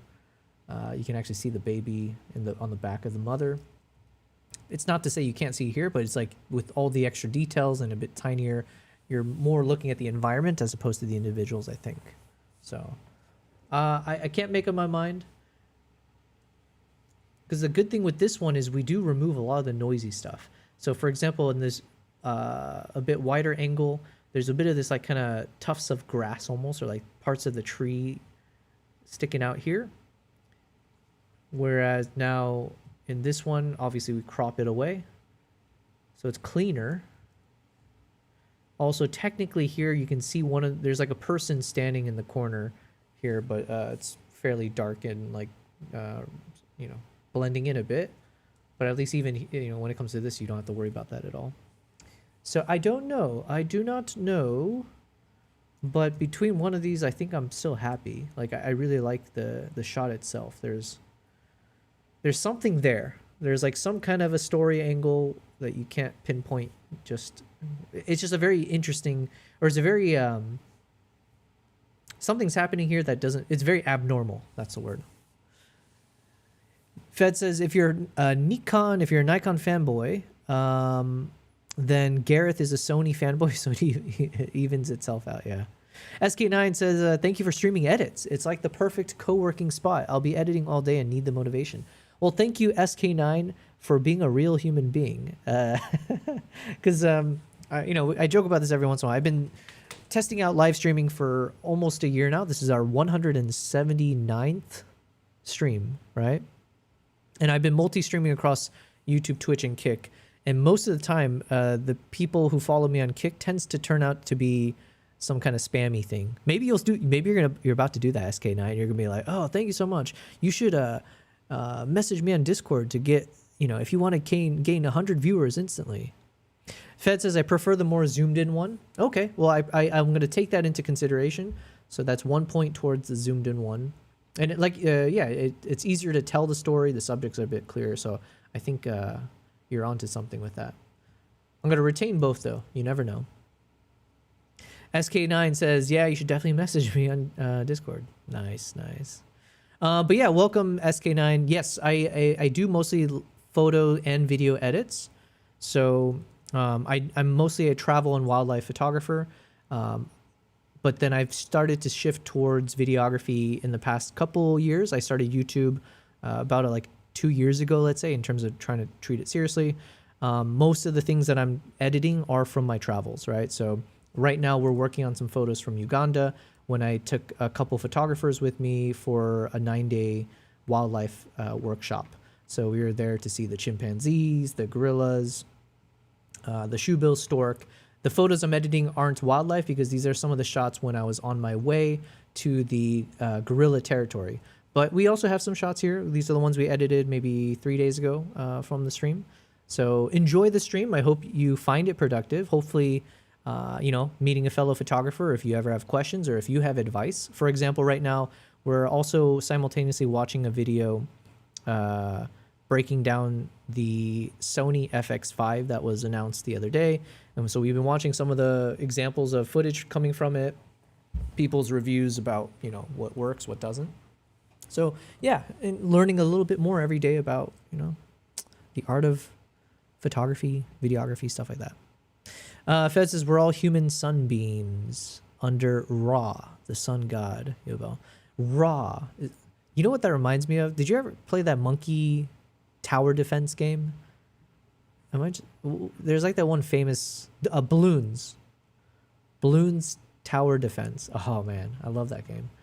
But for some reason, I think one of the things you can unlock was like the sun god Ra, and that like would protect you from the balloons. Okay, I'm going somewhere random with that, but SK9 says, nice, I'm mostly video. I'm also just starting my YouTube journey. I love photography too. I shoot content for a YouTube TV show, so I want to highlight the behind the scenes. I'll check out your YouTube as well. Awesome, man. Well, that's good to hear. That's perfect because I mostly focus on video. I'm working on these photos right now in pursuit, or the reason I'm working on these photos now is because it's from the Uganda trip, which I just released the first episode on my YouTube channel. It's linked on the chat, where I'm documenting about 2 months of travels back in March and April, where I went through Munich, Germany. Then I was doing a couple projects in Uganda and then one project in Tanzania. So I'm starting to publish episodes from the 2 months travel. And so I want to edit these photos in time for the next episodes. So episode 1 is me kind of breaking down everything you should expect, the context, the gear that I put together for this trip. Episode 2 is in the works right now, but that's going to be about the shoebill stork. So we did a couple excursions to find the shoebill stork in the wetlands, and then my guest arrived, so it'll be a little bit of that. Episode 3, I'm working on the script right now, but that's going to be when we enter chimp territory. So I spent a couple days doing chimpanzee treks, and so I've got some crazy cool footage from that, including when the chimp charged at me. So putting that together. Episode 4, I think, will be the second chimpanzee trek, as well as the drive towards Bwindi, which is gorilla territory, which is the photos we're working on right now. And then, yeah, anyways, so the point is, that's why I'm working on these photos. But generally speaking, I do focus mostly on the video side, because that's where I'm trying to learn the most as well when it comes to how do I color grade, what are the key things when it comes to storytelling, how do I create these like YouTube videos properly, all of that. So yeah, and then we got cool people like Fedorevsky in the chat, or anyone else who hops in who gives a lot of good advice on, like, you know, video techniques, color grading techniques, or storytelling, blah blah blah, you name it. So welcome. That's my long introduction, but enjoy. And usually I do my best to try to stream about 3 to 5 hours. Let's call it 3 to 4 hours these days. And again, about like 5 times a week is the hope. So right now my new schedule I'm hoping to do is Sundays through Thursdays, around 6 p.m. to 10 p.m. ish my time. That's the current goal. One technique, since I'm just on DaVinci right now, one thing, and again, thanks to maybe it was Fed, someone had told me about the cinematic haze effect within DaVinci. And so I've started to apply that to a lot of these shots, and I've been really enjoying the results. So, and then I've also been playing a lot more with the AI magic masking, which has given me pretty cool results. It's not always perfect though. Sometimes it flickers. There's like this ugly flicker effect in terms of the magic mask not being able to perfectly get what the subject is and what the background is or whatever. And so then it's very noticeable when you apply effects on top of it. But some of these shots ended up looking pretty clean. Let's see, where was it? Yeah, I think like one of these guys, I just passed it. Dun, dun, dun. Oh yeah, this one, I mean this one for sure. Where'd it go? It is a bit, the files are a bit heavy though. Okay, this one. This one was pretty cool, but I think once we get to this, I'm going to have to figure this out a bit more, because the magic mask again, I was mentioning it kind of has like a flicker effect at times. I wonder if you'll catch it here. The files are a bit too heavy though right now. But I was trying to do some masking to grab the subject versus the background and then apply different effects to it. But yeah, we're almost to this one. So I do need to hop back into video edit mode soon. But yeah, we're trying to wrap up all the photos. I'm almost done with the Uganda photos because after this we enter into gorilla. So I have some gorilla photos, and then after the gorilla photos, then there's a little bit more of like the road shots when I was heading back to the airstrip to get flown back to Entebbe. And that was the end of the trip. Because unfortunately for me, my trip got cut a bit short from a photography angle because I got inflicted by that Nairobi fly, the toxins that basically put a chemical burn across my entire back of my neck. So I was rendered incapacitated, but yeah, what can you do? All right, so Fed says he prefers this shot. I was saying I prefer the bit wider one, but I actually can understand why it should be zoomed in a bit more. And then I'm trying to see if there's another type of angle to it, but I'm struggling with that. So we're probably going to stick to just those two potentials. What if I do a 2.4 by 1? But like a bit of a normal crop where it's kind of centered. Yeah, okay, whatever. We got these options. So Fed says, yeah, you still have to tweak a lot with some of those effects. I noticed some issues with the ultra sharpen too, with flicker. Seems like an issue with those neural effects. Yeah. All right, next photo. What do we got? And let's keep watching. The crew for a big to move around like a Venice. Like, what was it about going tinier for a big picture like that with that budget? I mean, because I was holding the camera and I'm just a wimp, really. and also the 12,800 ISO is really significant. I can't go back now. Like, also, say hi to my cats. We got cat number 2 here. Kimbap. Good boy. This dude only thinks about food 24/7, but sometimes he joins our stream. So when he does, we gotta say hi. Look at this chunky guy. I forget what my emotes were. I need to remember my emote commands for my cats. I have like custom emotes of my cats now, which are super cool. So anyways, that's Kimbap. Good boy. I don't know how old he is. He's the younger of the two.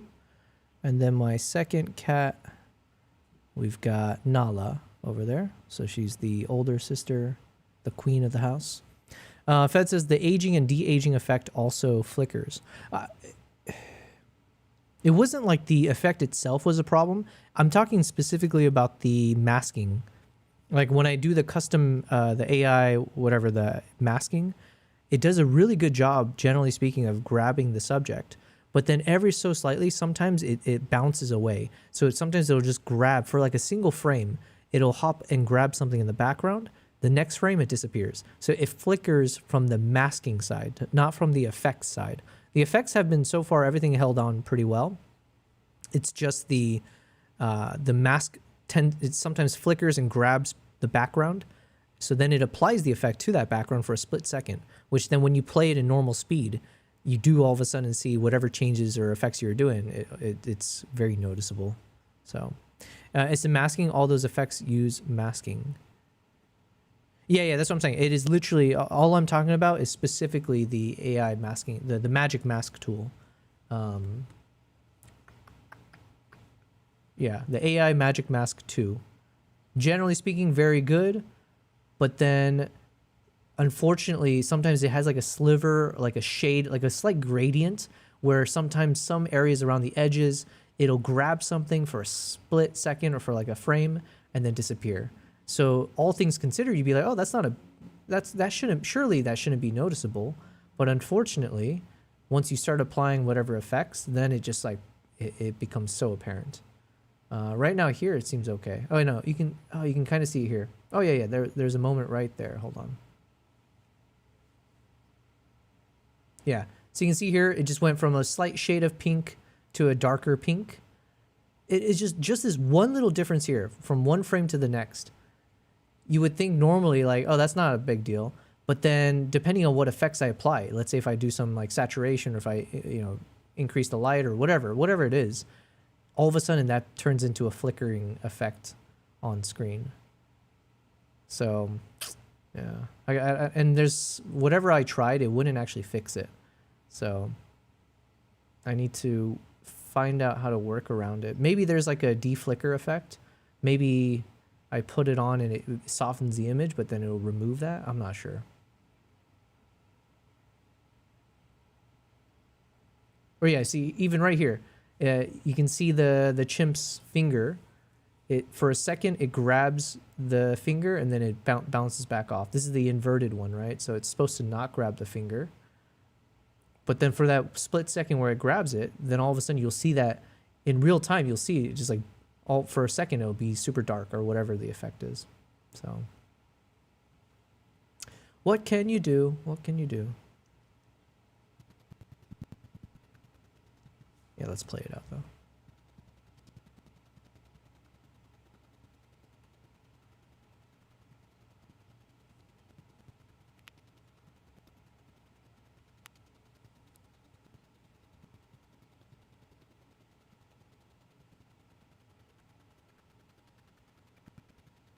Yeah. Oh, yeah. You can see it right there in this like slow motion in the bottom left on that on the leaf.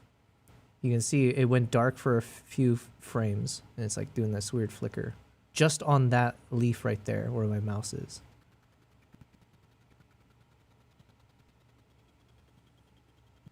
So yeah, I don't know how the professionals do it. Maybe I just have to manually mask it. Maybe there is no. At some point, I just have to say F it. I'm just gonna manually mask those moments away. I don't know. Listen, that's tomorrow's problem, not today's. Fed says the anti-flicker works best if the flicker is a frequency. So if it only flickers here and there, it probably won't help much. Yeah, after I said that, I was like, yeah, because I'm assuming it had more to do with like the lighting stuff, not necessarily like flickering effects or like if an effect goes on and off constantly. So when using the aging effect, there's masking built into the effect, and it seems ultra sharpen also uses masking, which leaves it softer, etc. Okay. Yeah, I don't know. During magic hour, and the light gets better and better. Did he call it magic hour? And then there's a little... extends magic hour. Wait, is that a term? Magic hour. I've never heard that. 800 ISO is really significant. I can't go back now.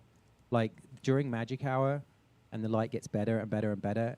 And then there's a little... extends magic hour, like half an hour. Yeah, and it goes better and better and better. And then it just goes on for the rest of the night if you want it. Like anything you can see with your eye, you can shoot it. That 12,800 ISO sounds so juicy. Like from a wildlife perspective, a lot of times the animals don't get active until after the sun goes down, right? So if every minute after the sun's down, it counts from a wildlife perspective. So if I could just have... like they said, even if it's like 30 minutes longer, if I have 30 minutes more to be able to capture something in a usable fashion, let's say a lion hunting some gazelle or whatever it was. Actually, I had a moment recently in Zimbabwe where it was a lion, the male lion chased down a limping baby buffalo. And unfortunately, it was like last minute, I wasn't prepared.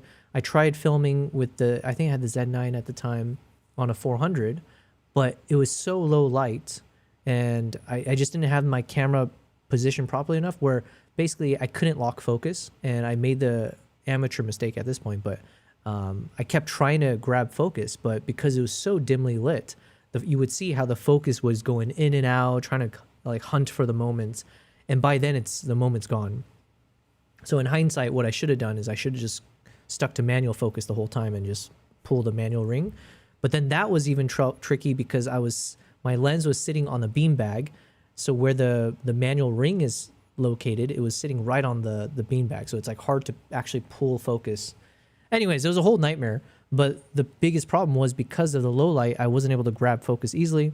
And so if I could have, had that extra bit of ISO to pull from on the video basis, that would have been great. Before the mask got this good, you had to manually do every frame, and then you can get it perfect. It helps to hire an assistant. I might have to do that, man. who can do the work. Yeah, that might be me, unfortunately. And so it's just like, it's really, when you look at the cameras that can do that ISO versus ones that can't, what was funny is when we got the FX5, we couldn't tell anyone it was called the FX5. I have a confession. Can I tell? He told someone. Sorry. So we were in Nepal. We were in Kathmandu. Right, Kathmandu, which is kind of, to me, the middle of nowhere. Like, it's really far away. And we're shooting the Guru guy. I was shooting the Guru guy with the face paint on when he's near the fires. And I just sitting, he was sitting there and I was doing some stuff. And this young guy comes over to me and he just stands next to me and I was like, he's just a local kid. And he just looks. And then he looks at me and he goes, FX3? And I was like, what the hell? He knows the name of the camera? And then I just went, no. And he went, huh? And he looked again at it and I went, FX5. And he went, what? And I went, shh. Dude, and this walked guy's away. And then I saw him. Yo, I can't believe he's actually saying this publicly. But then again, you know, he's so famous that no matter what NDA he signs, they don't care at this point. This guy, man. He's great. I like this guy. Road, open up Reddit. Yeah. Go in and start. Yeah. Yeah. And so then that was where the leak happened. Yeah. I'm sorry. I can admit it now. Yeah. That's what was happening.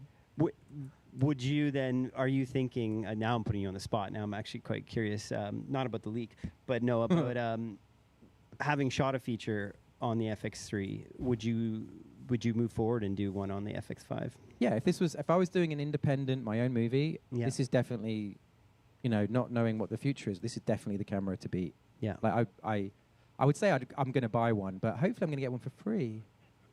Is that right? Yeah. There they are, Sony over there. Yeah. Is that a nod? They officially nodded? Yeah. It's legally binding? Okay. They can't say no to you. Yeah. Yeah, no, it kind of That's feels so like funny. After he just said, yeah, I broke my NDA, told someone about it. He's like, yeah, free camera. Like I don't know what else I would want in a camera at that size, and so it's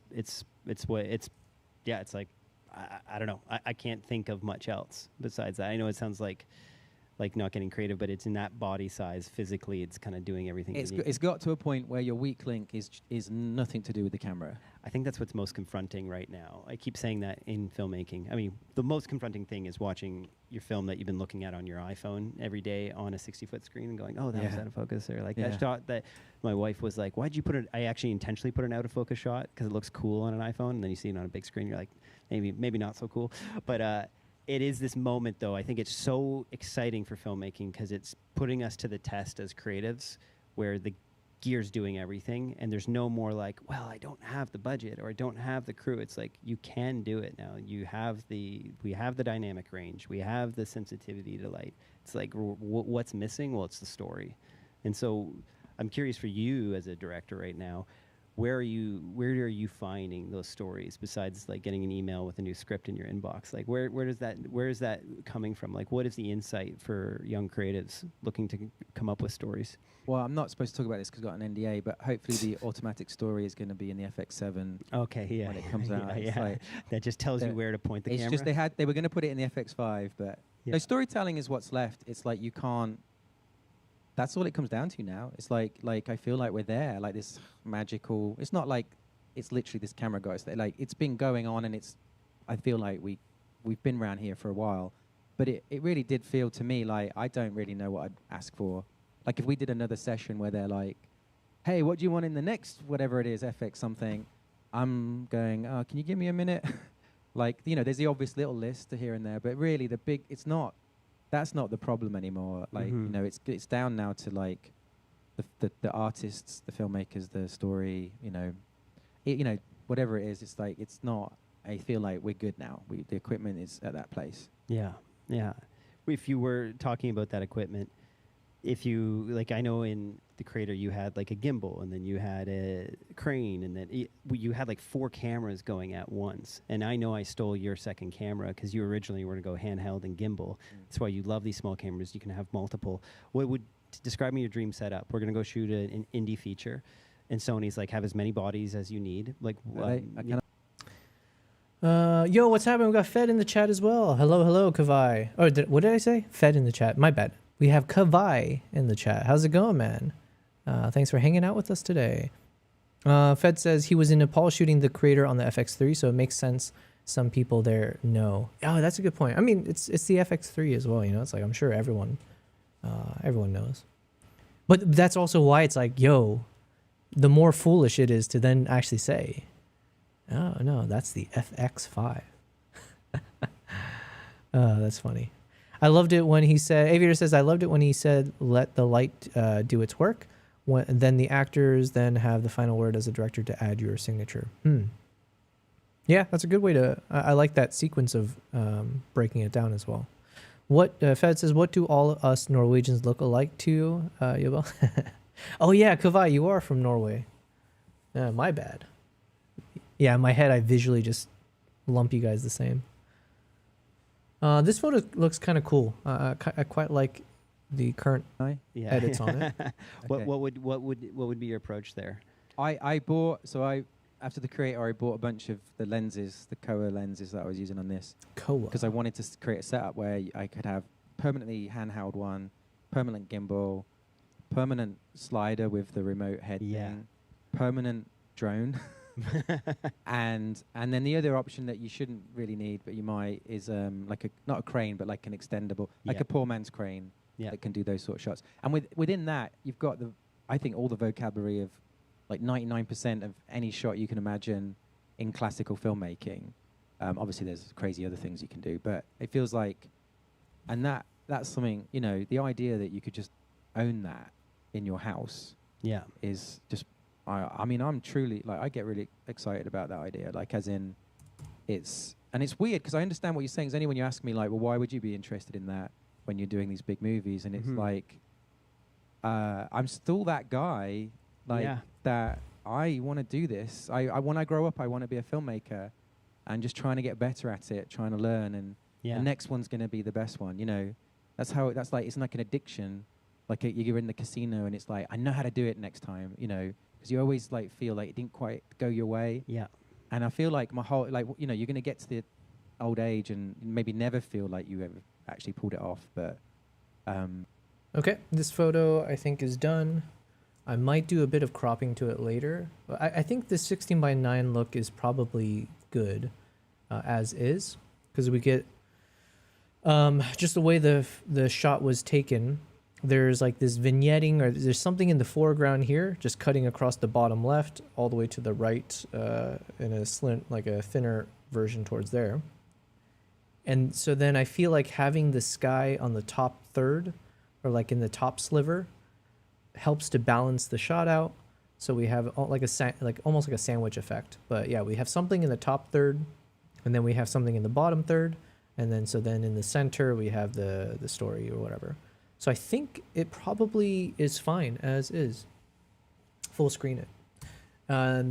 Alternatively, I would do a cropping, just again, because I mentioned I've been enjoying trying to force everything into the 16:5 or the 2.4:1. I could still see myself ending up cropping a bit. With the 2.4:1, I might even just get rid of the, as much as that tells a story in the bottom right. Actually, this actually might be a better cropping. Hold on, hold the phone. I was initially going to crop out the ladies and the baby on that side. So it was going to be more like this story. So it's all of these kids carrying something down the mountain. And that it's not bad actually in terms of, like, you know, composition. But there is another angle which now I want to explore, is what if we, hold on. So we have this angle, then we have this new one where we crop in here, and then we can do a crop on the other side to then tell the story of the ladies. Actually, this might be a better cropping. The thumbnail right now looks nice, but also it's a bit more of a kind of a balanced structure of 3x3. You know what I mean? Because you have 3 subjects on the right, although it's like 2.5. It's a freaking baby. But the baby's nice in focus. So really the baby's has more weight to it. Hold on, let's see. I can't evenly balance this out though. So it won't be like a perfect, let's see. So this could be an interesting angle as well, because now, like I said, you get the 3 kids on the left hauling ass, doing whatever they have to do. Hauling rocks, actually. And then you've got the ladies. Oh, wait, there's 2 babies. Okay. Oh, yeah, so then it is 3 to 3. Because then we got 2 halves. So we got 2 ladies and then 2 half people. So there we go. We got 3 and 3.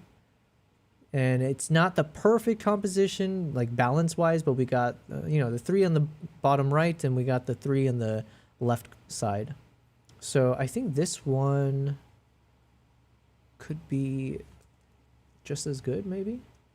This one feels clean, though, if I'm being honest. It's like, it's a cleaner image, more separation, more space around the subject. So there's like more space to breathe, I guess, of like from seeing the shot. But the other one just has, I feel like if only I had a bit more space here. And so the cheat code is obviously I could expand the image just to give it more space, but I don't like to do that normally unless I need to fit the image into like something else I'm trying to put together. So I think we're stuck with this perspective. But I like it. I like it. Here, let's try a 16:9 real quick.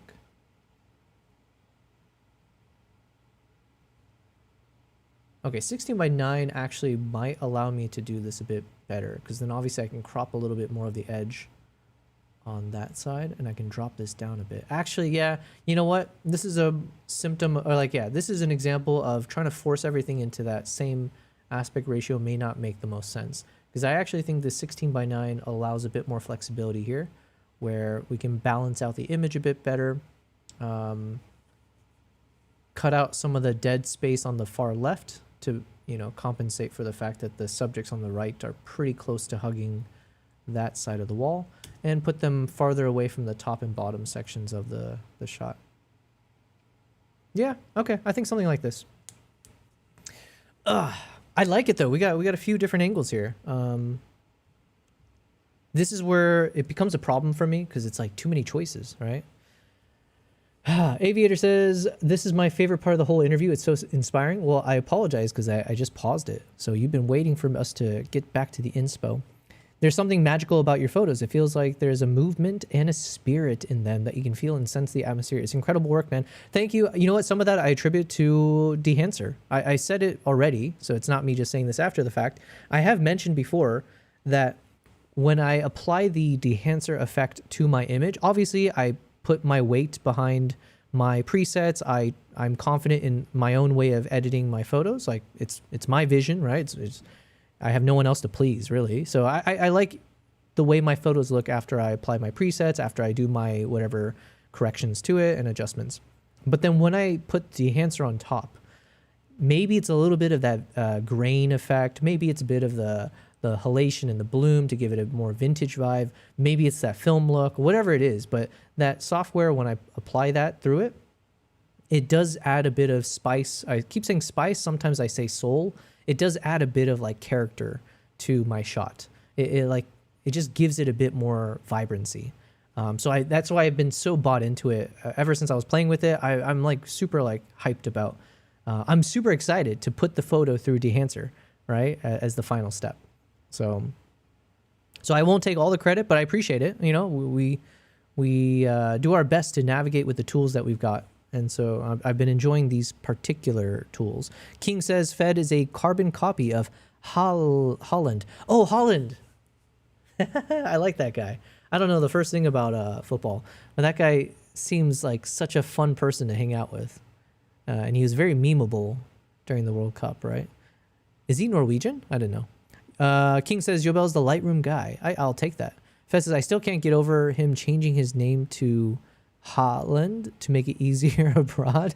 Wait, did he really? His real name is Holland, or the same without one A. Must be the British side to him that's made him soft. Wait, he's British too? I literally have never heard the guy speak. I've just seen the viral videos of him. There was one AI generated. I was disappointed to find out it was AI generated. There's the one of him in like some cafeteria eating like a sandwich or something, and there's a mirror to his left, and then someone's filming him, he's chewing on the sandwich, and then he, in his peripheral, he sees his own reflection, and then he is so startled, he like freaks out for a second, and then keeps eating. Apparently that was the AI. But yeah, so we got 3 different versions of the shot. I think all of them I'm quite happy with. I really like the original. I like this kind of 16:9 full screen view where we've got all 3 parts to the story. We've got the center subjects, right, which is really the main subjects. Then we've got the one on the far left, like, you know, lagging behind, but adds a bit of balance to the shot. And we've got a nice textured background with the, you know, cloudy sky and the rolling hills. So it does give that sense of like, wow, we're in the middle of like something, you know, an interesting environment. And then of course on the bottom right, we've got a freaking baby, 2 babies and the mothers. And so I think to me, this is really interesting because like this is the lifestyle for the people living in this part of this region, right? In the Bundi jungle. And it's not an easy life by any stretch. Like, can you imagine you're 6 years old, 5 years old, whatever, and you don't get to just like hang out watching Disney or I don't know, Yu-Gi-Oh or whatever they've got these days. Instead, you got to haul rocks down and up and down the mountain. Jesus, and the elevation's so high for this. So, I don't know. It's a more human story, so I really do appreciate these a bit more to capture. Yeah, and then the moms have to work, so they just bring your child to work day every day, unfortunately. But so that framing's cool. This one, now we punch in a bit, so now it's obviously much more focused in on the one dude that's in focus with the smile. I thought it was a smile, but it's probably just exertion, really. So he's like gritting his teeth as he's carrying around these rocks on his shoulder. I did intentionally keep in the halation effect on this one and the bloom, and we did go with the 35mm grain, so just kept it, you know, like very vintagey. The other reason I want to add a lot of noise here is because the third subject in this shot, she's quite soft in the focus, so the focus missed her entirely because it was latching onto him. So then I figured if I add a bit of texture, at least it'll texturize the kid as well. So anyways, that was the thought process behind that. And then this angle, it's growing on me as a close-up and a bit of a balance, but now it's like, you know, yeah, not much more to say there. But this is probably the main one, full screen. Looks nice when I zoom out as well. Cool. Man, we're getting some good work in. Fed says, must be his dad played football abroad too and never changed his name. And no, not Holland. Fed is telling me it's not pronounced Holland, it's pronounced Holland. A is not pronounced A. Cool. Okay. I'm trolling you a bit too much. But I actually have no idea what that little squiggly line, how that affects the A. You guys went far, Fed. You too, Joel. Y'all's country should be proud. Oh, yeah, didn't the U.S., we went until we cheated, right? That's the line I heard. Basically, we pulled some strings, greased a few elbows. Is that the phrase? Rubbed a few elbows. Is that what it is? Greased a few wheels? Rubbed a few elbows? But then who do we lose to? It was like Belgium or something? Both Norwegian and Korean jerseys were fire. I haven't seen any of them. We were in Spain at the time, so we cheered for Spain also. So when Norway lost, we of course wanted Spain to win. Oh, that worked out. We watched Norway beat Brazil on a big screen at a mall. It was fun. Brazil's supposed to be pretty good, right? As if I know. All right, we're almost done with this video. Yeah, that's what keeps me going. Yeah, I think that's actually, it was an encouraging thing when we were on this trip. You were saying that you're like, never feeling like your film is perfect. You're like, it keeps you wanting to do the next one, and that to me felt relatable because it's always like, you get to the end of a project, you're like, yeah, that was great. You're like, but I feel like I could just like, is there something more else there? I guess that's just part of, like, you need that appetite. Is the focus good on this one? It's like not bad, slightly soft when I crop in a lot. I think this is a photo we need to edit. This one could be quite nice. Now obviously we get the nice separated subject. She's got like She's got a neutral look on her face. I don't know. Okay, yeah, we're gonna edit this one. Wait, hold on. What's the next one? When we close in,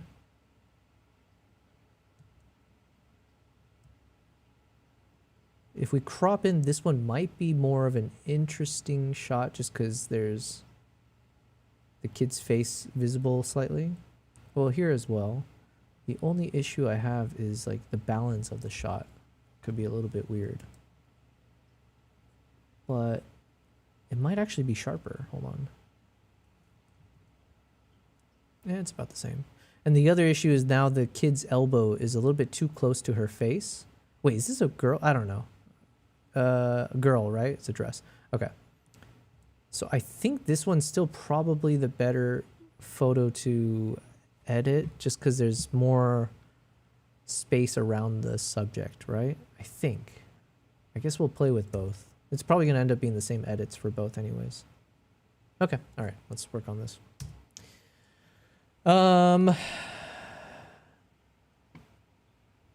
Fed says it's not an A with the squiggle. It's another vowel altogether. The ref was corrupt, had a history of making corrupt calls. I mean, not that I would know, but I have heard that for years, right? FIFA World Cup or whatever, that as an organization is supposed to be pretty corrupt. Same with like the Olympics committee or something. I've heard so many things about like, there's just like so much rampant favoritism, bribery, what you name it, like a lot of shady stuff that happens within these orgs, which is like unfortunate. Fed says we have A, and A, all their own vowels.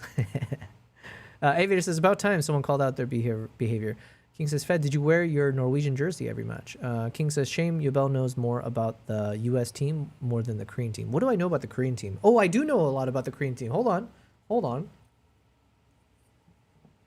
Because I don't know anything about the U.S. team. The only thing I know, I could not even name a single player on the U.S. team. But I can tell you about the fact that, yeah, there was like that yellow card or there's a red card that got overturned after the fact. What I know about the Korean team is that they had their own drama with the journalists.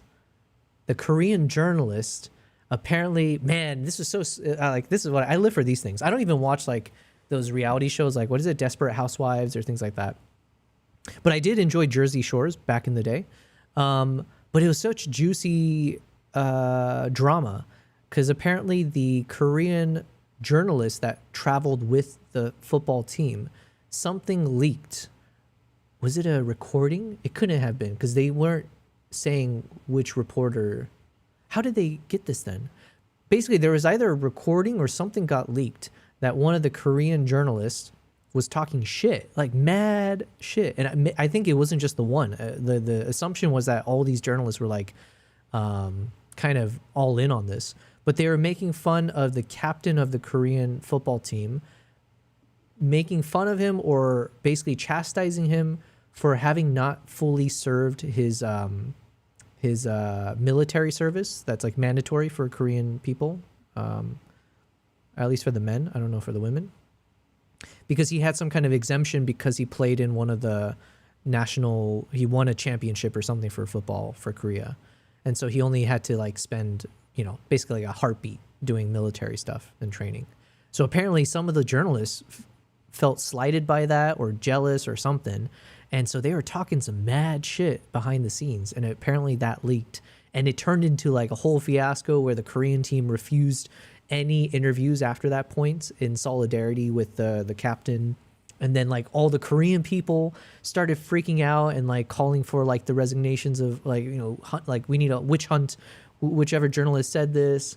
And so there was like a full-on boycotting and like a blackout of any journalistic stuff. I actually don't know what ended up happening with that story though. I was so into it though. I was like, holy shit.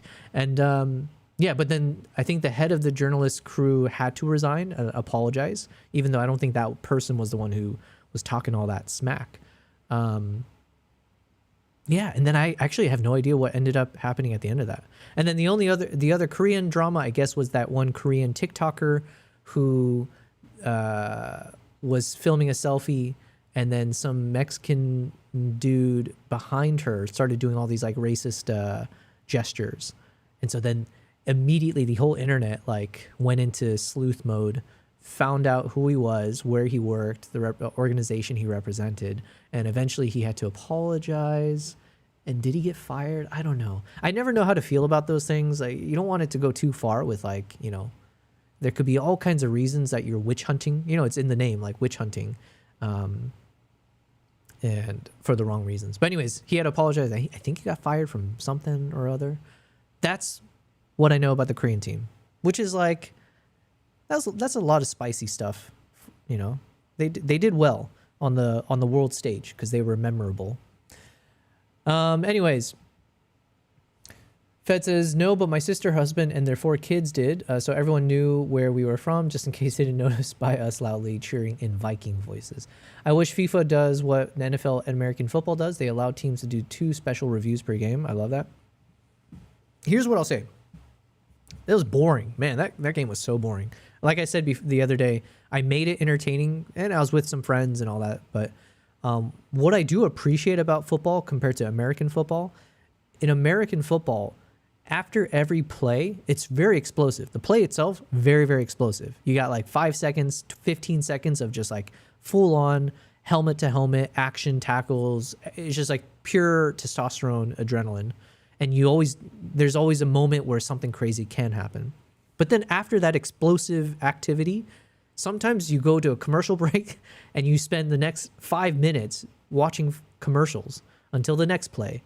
And then another, I don't know, minutes of commercials. So it's such it can be very, unless you're at the game, it can be super frustrating to watch.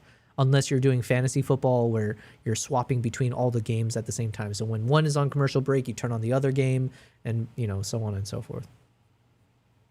Aviator says, if you want the best drama ever, watch Married at First Sight Australia version. It's so good. I'm telling you, I don't even watch, what is it, Love Island or Love is Blind? No, I might have ended up watching Love is Blind because someone else wanted to watch it. But like, it doesn't really pique my interest usually. Fed says, after the Brazil match, a very drunk Swede came over to congratulate us with the win. We had heard, wait, is there bad blood between the Swedish and Norwegian teams? We had heard him screaming Holland throughout the match on the other side of the aisle. Nice. In football, they kick the ball, and if you touch it, it's a foul. American football is mostly hand egg with some kicks. Where can we take that logic?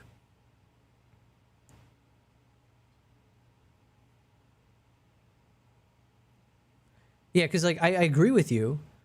Calling American football doesn't really make that much sense because we do kick the ball. There are moments where you're putting the foot to the ball, but most of the time it's not really the case, right?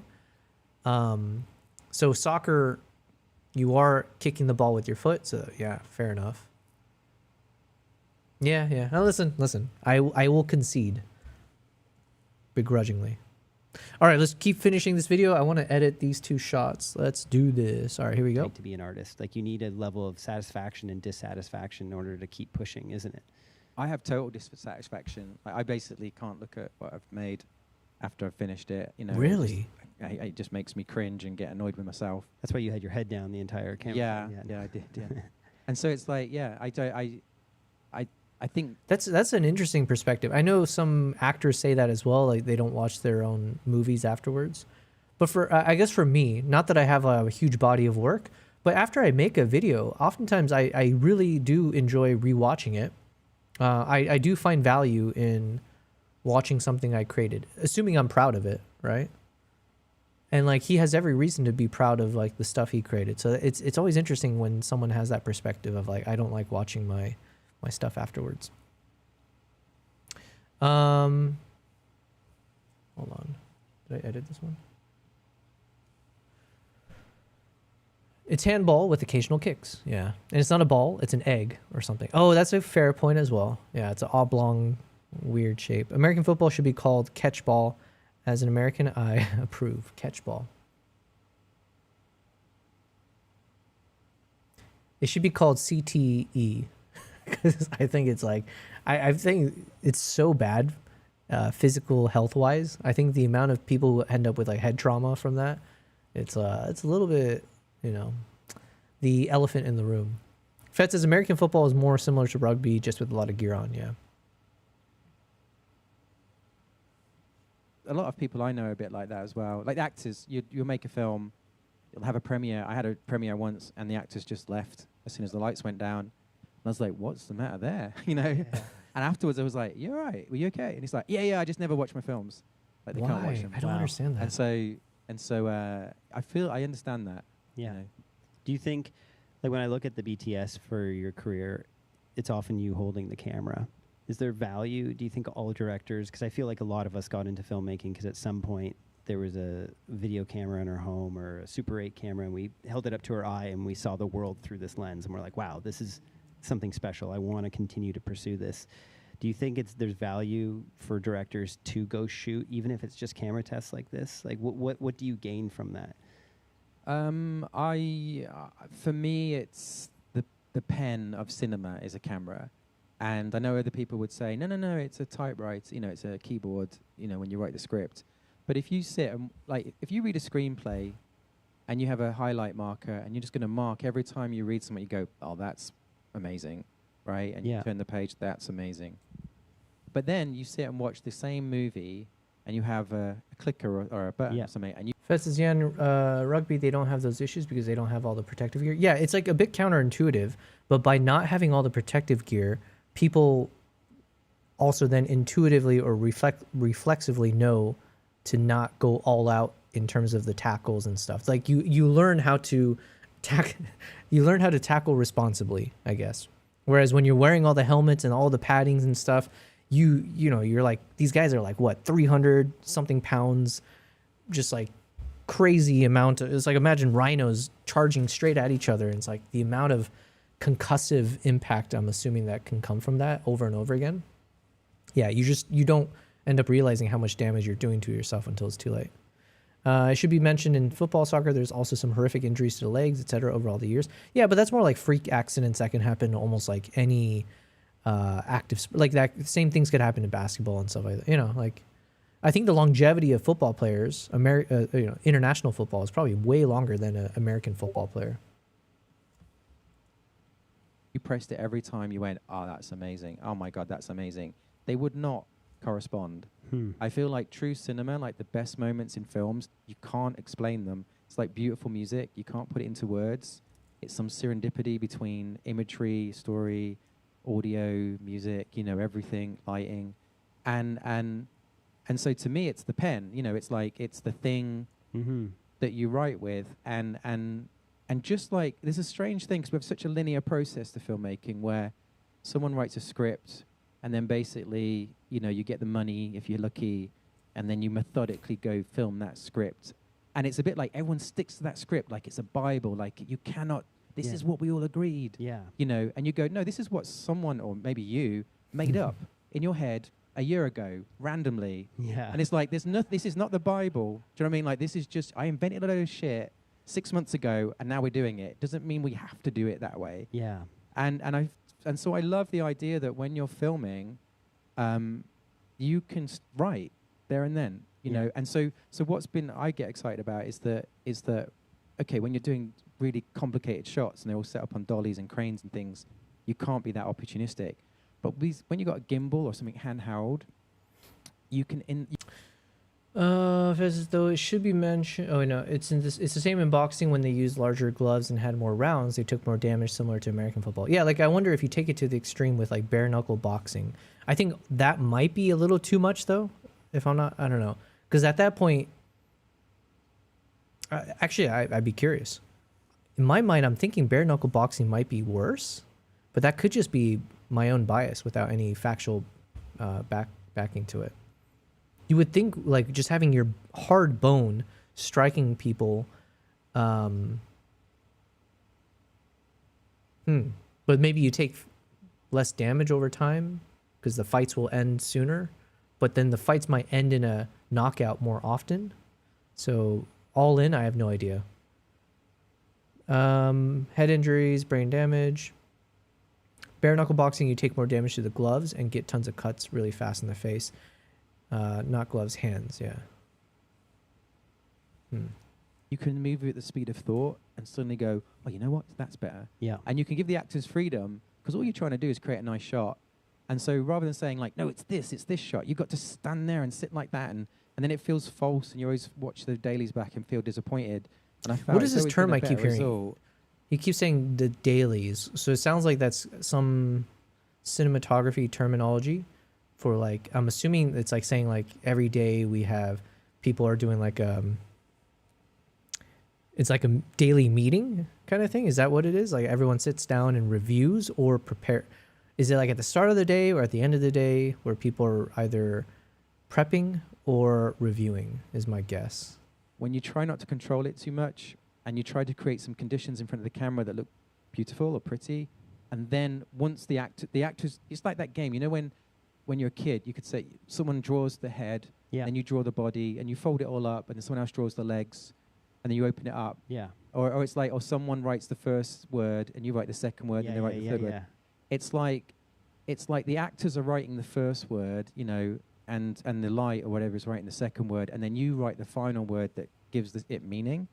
And if you're not the final person doing the final thing, it can just go in a direction where you didn't intend or you don't like, or it doesn't feel like your signature. And so I like the idea of like everything's lined up, and then you have the final decision about what to do visually, you know, and you just respond to what's interesting and something, and it always gets exciting when something starts happening that you didn't plan, you didn't expect. Fez says there's a bare knuckle league and they break their knuckles a lot. Good defense against bare knuckle punches is just lowering your head so they hit you in the forehead that break their hands. Dailies equals clips to review the clip shot. Okay, so it's at the end of the day. Your forehead is a lot harder than knuckles. Yeah, dude, my head is... I got no brain behind this, okay? It's all bone. I've gotten hit in the head so many times, never been knocked out like that. As a kid, I remember I ran straight into a pole, got right back up like nothing happened. But I guess you're a kid, maybe you can handle it a bit better. Yeah. And then suddenly you go, ooh. Because I feel like my brain is like AI in that it's been trained on a data set and it's sort of going to go to the same ideas. Yeah. Yo, this shot... when it gets to it, Whoops. I feel like this shot could look nice with color, just because it'll be like nice soft gradient lighting color, stuff like that. But this could be a contender for maybe black and white, like, because I don't mind this black and white style, because obviously it helps to isolate the subject a bit more, and it also helps to highlight where the light is focused. I mean, you can make it focused in these ones as well, right? If I just drop the exposure a bit. But there could be something to the black and whites. I'm not committed yet, but possibly we may try a black and white for this particular shot. I think so, especially with the expression on her face, which is somewhat neutral, somewhat stoic kind of a feel. I think it fits the vibe of a black and white slightly more than like a vibrant colored one. And also the kid behind is like a smile, but not really. But the black and white helps to kind of show his eyes and teeth a bit more prominently, I think. So yeah, I think we're gonna lean towards black and white on this. I'm not a black and white expert. I barely do it. I barely know what I'm doing, but we'll try. Aviator says that's the part that I love. He's talking about the light, actor, and director is having the final word. Okay, let me rewind a bit and then we'll watch this. Whoops. Becomes something you didn't plan, you didn't expect. Yeah. And then suddenly you go, ooh. Because I feel like my brain is like AI in that it's been trained on a data set and it's sort of going to go to the same ideas. Yeah. And when it gets to, when it becomes something new, like an original thought, it's usually when that idea has been forced to merge with a completely random other idea that I wasn't planning on, and suddenly a new thing's born. And so that's always what I'm fishing for, is like... Okay, I'm going to create two versions, a colored one and then a black and white one, because I also like this colored version here. So we'll do two versions. Fed says many grade like that. It's a method. They first grade the contrast in black and white levels in black and white, then turn up the colors to continue grading. Yeah, I can see how that makes sense. Is like what's the thing the curveball I wasn't expecting. And when you go in places like this, it's everywhere. It's the weather, it's the people, it's just something, and then you just try and find it. Like you just adapt and find it, and you can move quickly because it's a tiny camera. You know, it's like you can just, it's like you can write with a pen. It's as fast as that. You know. Yeah, you allow the environment to also have its influence, which was we would end up in the forest in the middle of the bright sunny days, or in the temples when it was too sunny, and we'd discover all sorts of magic there. So really sounds like as a filmmaker, it's like get around your camera, get used to looking through it, but be open to what's happening around you. Things have really changed. When we went first time we went to Kathmandu was 2019 before the pandemic, and was filming, and gimbals felt like they'd just sort of been invented really, and had a gimbal on a non-Sony camera, which we will not mention, and I was just... It broke, right? Yeah.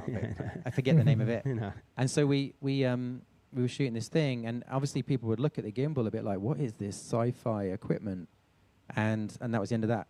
And when we were there this time, do you remember the bit with the monk in the square in Kathmandu, and basically there was some other kids with gimbals and what looked like an FX3, and they were filming. And we had to patiently wait for them to finish. That's cool. And we just sat on the stones just looking at them like, it's all right, take your time, do your thing. And they were doing these shots back and forth. And their footage looked better than ours, to be honest. It was pretty good. It was pretty good. And then we waited for them to finish, and as soon as they finished, we went up there and we shot with the monk. And it was like, and I was like, what is this world we're in now where everyone's filming? Everyone's got this equipment because they can. Everyone's doing these things. And it was sort of like, I was happy for them, you know, like as in, this is what you wanted, Gareth. You know what I mean? You wanted this to, like, everyone to embrace this stuff and make films and stuff. And so it's just strange how global, like we were making this. Yeah. And when we did The Creator, we were making a Hollywood film, or whatever you want to call that. And we looked like an Instagrammer, you know. We looked like a tourist, you know. It was just so small. Yeah. You know. It's not size that matters, everyone. It's what you do with it. Yeah. And how long the battery lasts. Okay. That is where we can end on that. Yeah. Okay. Amazing. Thank you, Gareth. It's been an absolute pleasure. Thank you. Thank you. Absolutely. Well, it was great. I liked this a lot, man. Thanks again for the recommendation for this video. I think it definitely is very inspiring. I love these kind of behind the scenes stuff. I think that's probably going to be more the type of videos I'll watch while streaming my edits, because it's just like, yeah, you learn a lot. I'm taking mental notes at least. Fed says, I tried it once, but it doesn't make sense fully to me, as black and white needs different contrast and color images.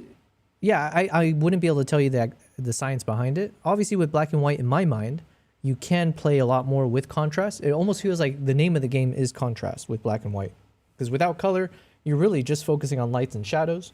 So if you flatten out the image too much, then it's like it seems to, the strength of black and white, I'm assuming, is in the contrast between the lightest and darkest parts of your image, is my guess.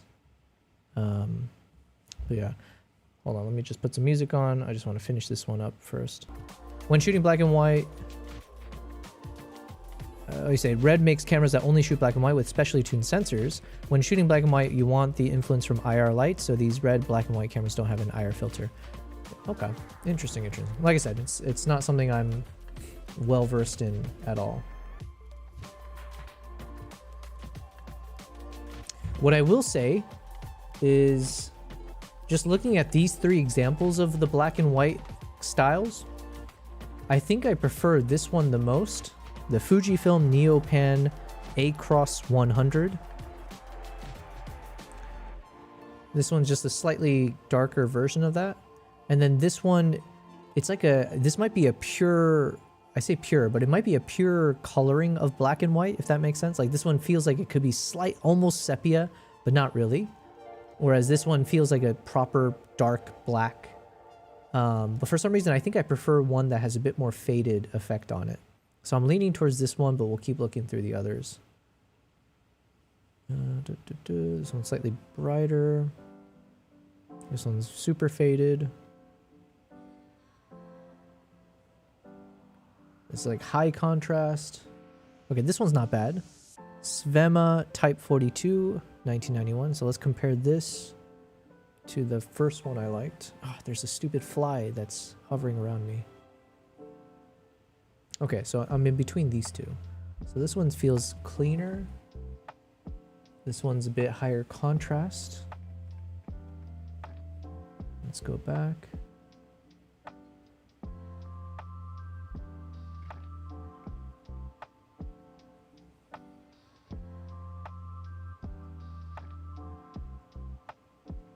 Okay, we'll play with this one. This is the Svema. The Fed says, yeah, the Fuji emulations try to emulate that. Okay. So this is the Svema Type 42 Experimental 1991. I don't know what the EXP stands for. All right. So what can we do with this shot? I'll just start activating everything.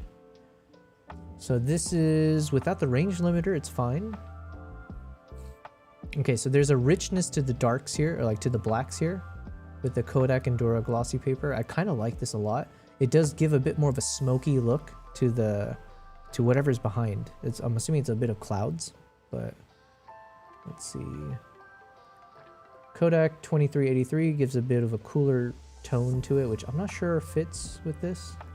Yeah, I think honestly, I'm leaning towards this like Kodak Endura glossy paper look, and then we'll slap on the film grain. Halation doesn't seem to make that much of a difference, so I'm not going to turn that on. The bloom effect, I think I will turn on, because now, obviously, like we said, without the colors, the focus really is on the light. And so we got a nice glowiness to these like bright sunlight areas, the silhouetted areas, the framings. Vignette, I'm not sure if we will or not. Let's turn it off for now. And then just for, you know, for fun, I'm gonna play with the tonal range and see what we can bring back and if it looks better or not. Because when I do it this way, it does increase the contrast a bit. I'm not sure if I'll like that. Fed says, check out the Robert Eggers werewolf trailer for proper old school black and white filming. It's on YouTube, but choose the 4K one. It's wild. You know, I've been avoiding watching trailers because my son, I don't know why. I was thinking like those will get me in trouble, but maybe it falls through the same situation where it's like it'll flag and then I have to cut it out of my video or something. I'm not sure. Looks like it was shot 100 years ago. Damn.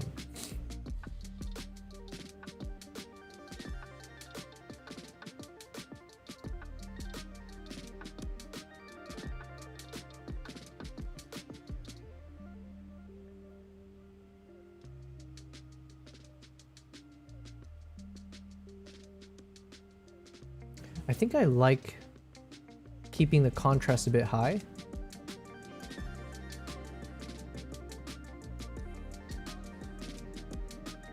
Like we won't go crazy with it, but I think it's probably good as is. Let's see if the color density does anything. It does not. For this one, we might want to.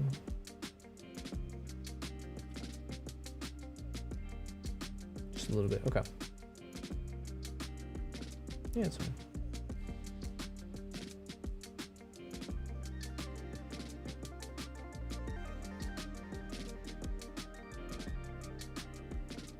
Okay, I think this is good.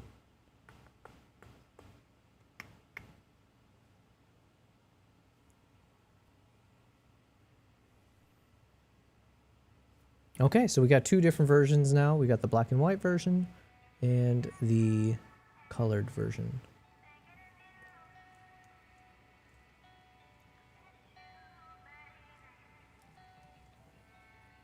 I like both of them, honestly. It is what it is. I generally tend to lean towards the color photos. For me personally, I'm not a black and white shooter. I know some people, that's like their style. And I totally respect it, right? When your focus is all about that contrast. For me, I tend to just like the richness of colors in my shots. Doesn't have to be the rainbow, but if there's a few primary colors that kind of stand out, I quite like it. So I do like this one. But this one just it feels a bit more artsy for sure, a little bit more artistic, and it helps you focus in on the subjects. Now, one of the issues here is like, because this was, I'm assuming, the hood of the car, or like I had a bit of the car in frame. So with color, it makes this bottom portion stand out a bit more as like awkward or something not normal or not part of the shot. Whereas with this, once we strip away the colors, it feels more like it can blend in. So it still feels like some obstruction, but it's not as like in your face. So yeah, okay. Well, we got two options. Happy with both. They want to share trailers. Fair enough. You know what? If that's the case, I'm gonna start watching trailers in my streams. Let's watch that. I think this is the last photo I want to edit today, because now it is almost 10:30 p.m. and I have to eat dinner and relax. So I think this is where we will end things. So what do you say? What's the name of this trailer? Robert Eggers Werewolf.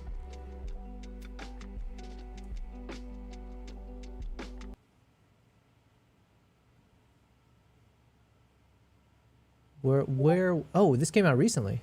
Oh, it's this guy. Wait, did we see this somewhere? Maybe someone was talking about it. What's his name? God, why can't I remember the guy's name? Can I remember his name without having to look it up? No, I'm not going to remember.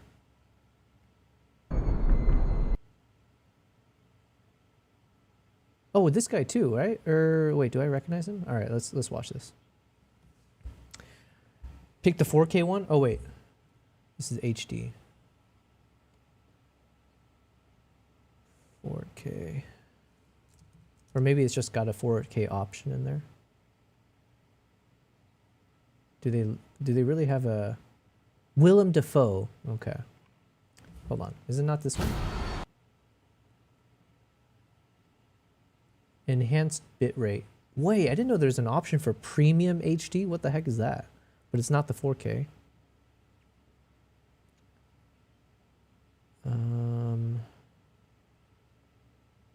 4K. Okay. Official trailer.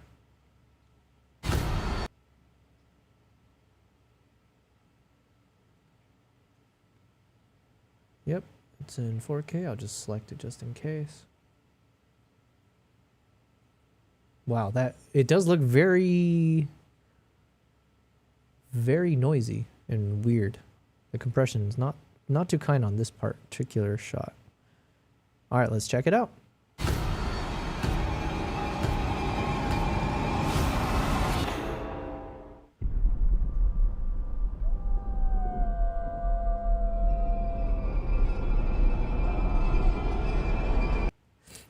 This actor was in, I can't even see his face, but he's got the facial features of the actor from, he was in Bullet Train, and was it Kick-Ass? Was that the movie, Kick-Ass?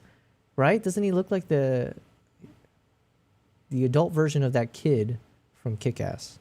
Anyways. Child of God. Come.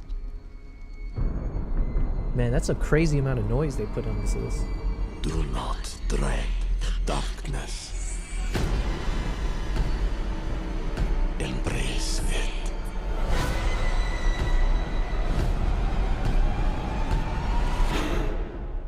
Yeah. Oh, and he was in 28 Years Later, which I haven't finished the movie. I need to. I heard of a raving beast that ravish this country. I haven't seen Nosferatu either. To save from his cursedness.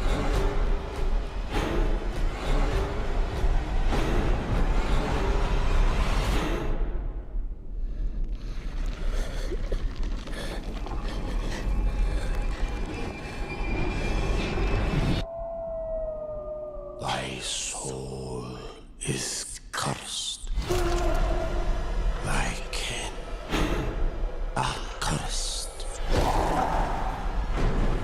Thy world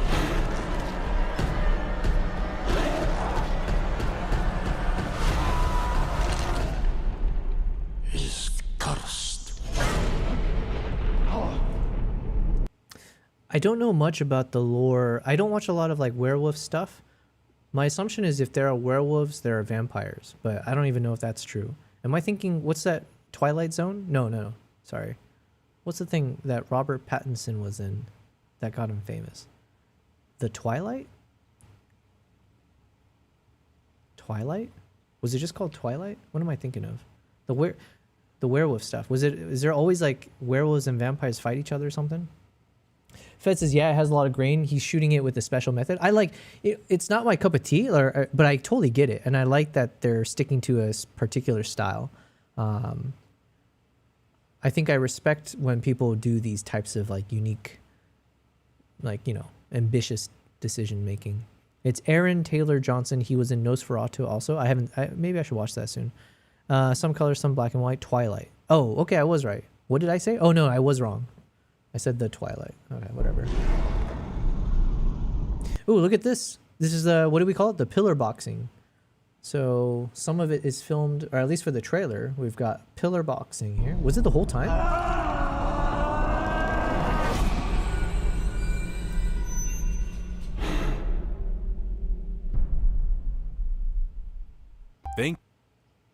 Okay, I mean, this sounds like something I want to watch. I don't like horror-related stuff too much, but this feels more interesting. Okay, yeah, this whole time I wasn't paying attention. I didn't realize it was like this kind of pillar box style aspect ratio. Cool stuff, man. I'm excited then. Those are two different mythical creatures from different historical myths. Oh, so Twilight is the one that combined it, but they're not generally in the same universe, is what you're saying. Why do I care? Okay, well, listen, anyways, thank you very much. Oh, my cat, we just caught her heading on over. Look at that, nice autofocus. And then freaking out my other cat. Let's see if a fight will ensue.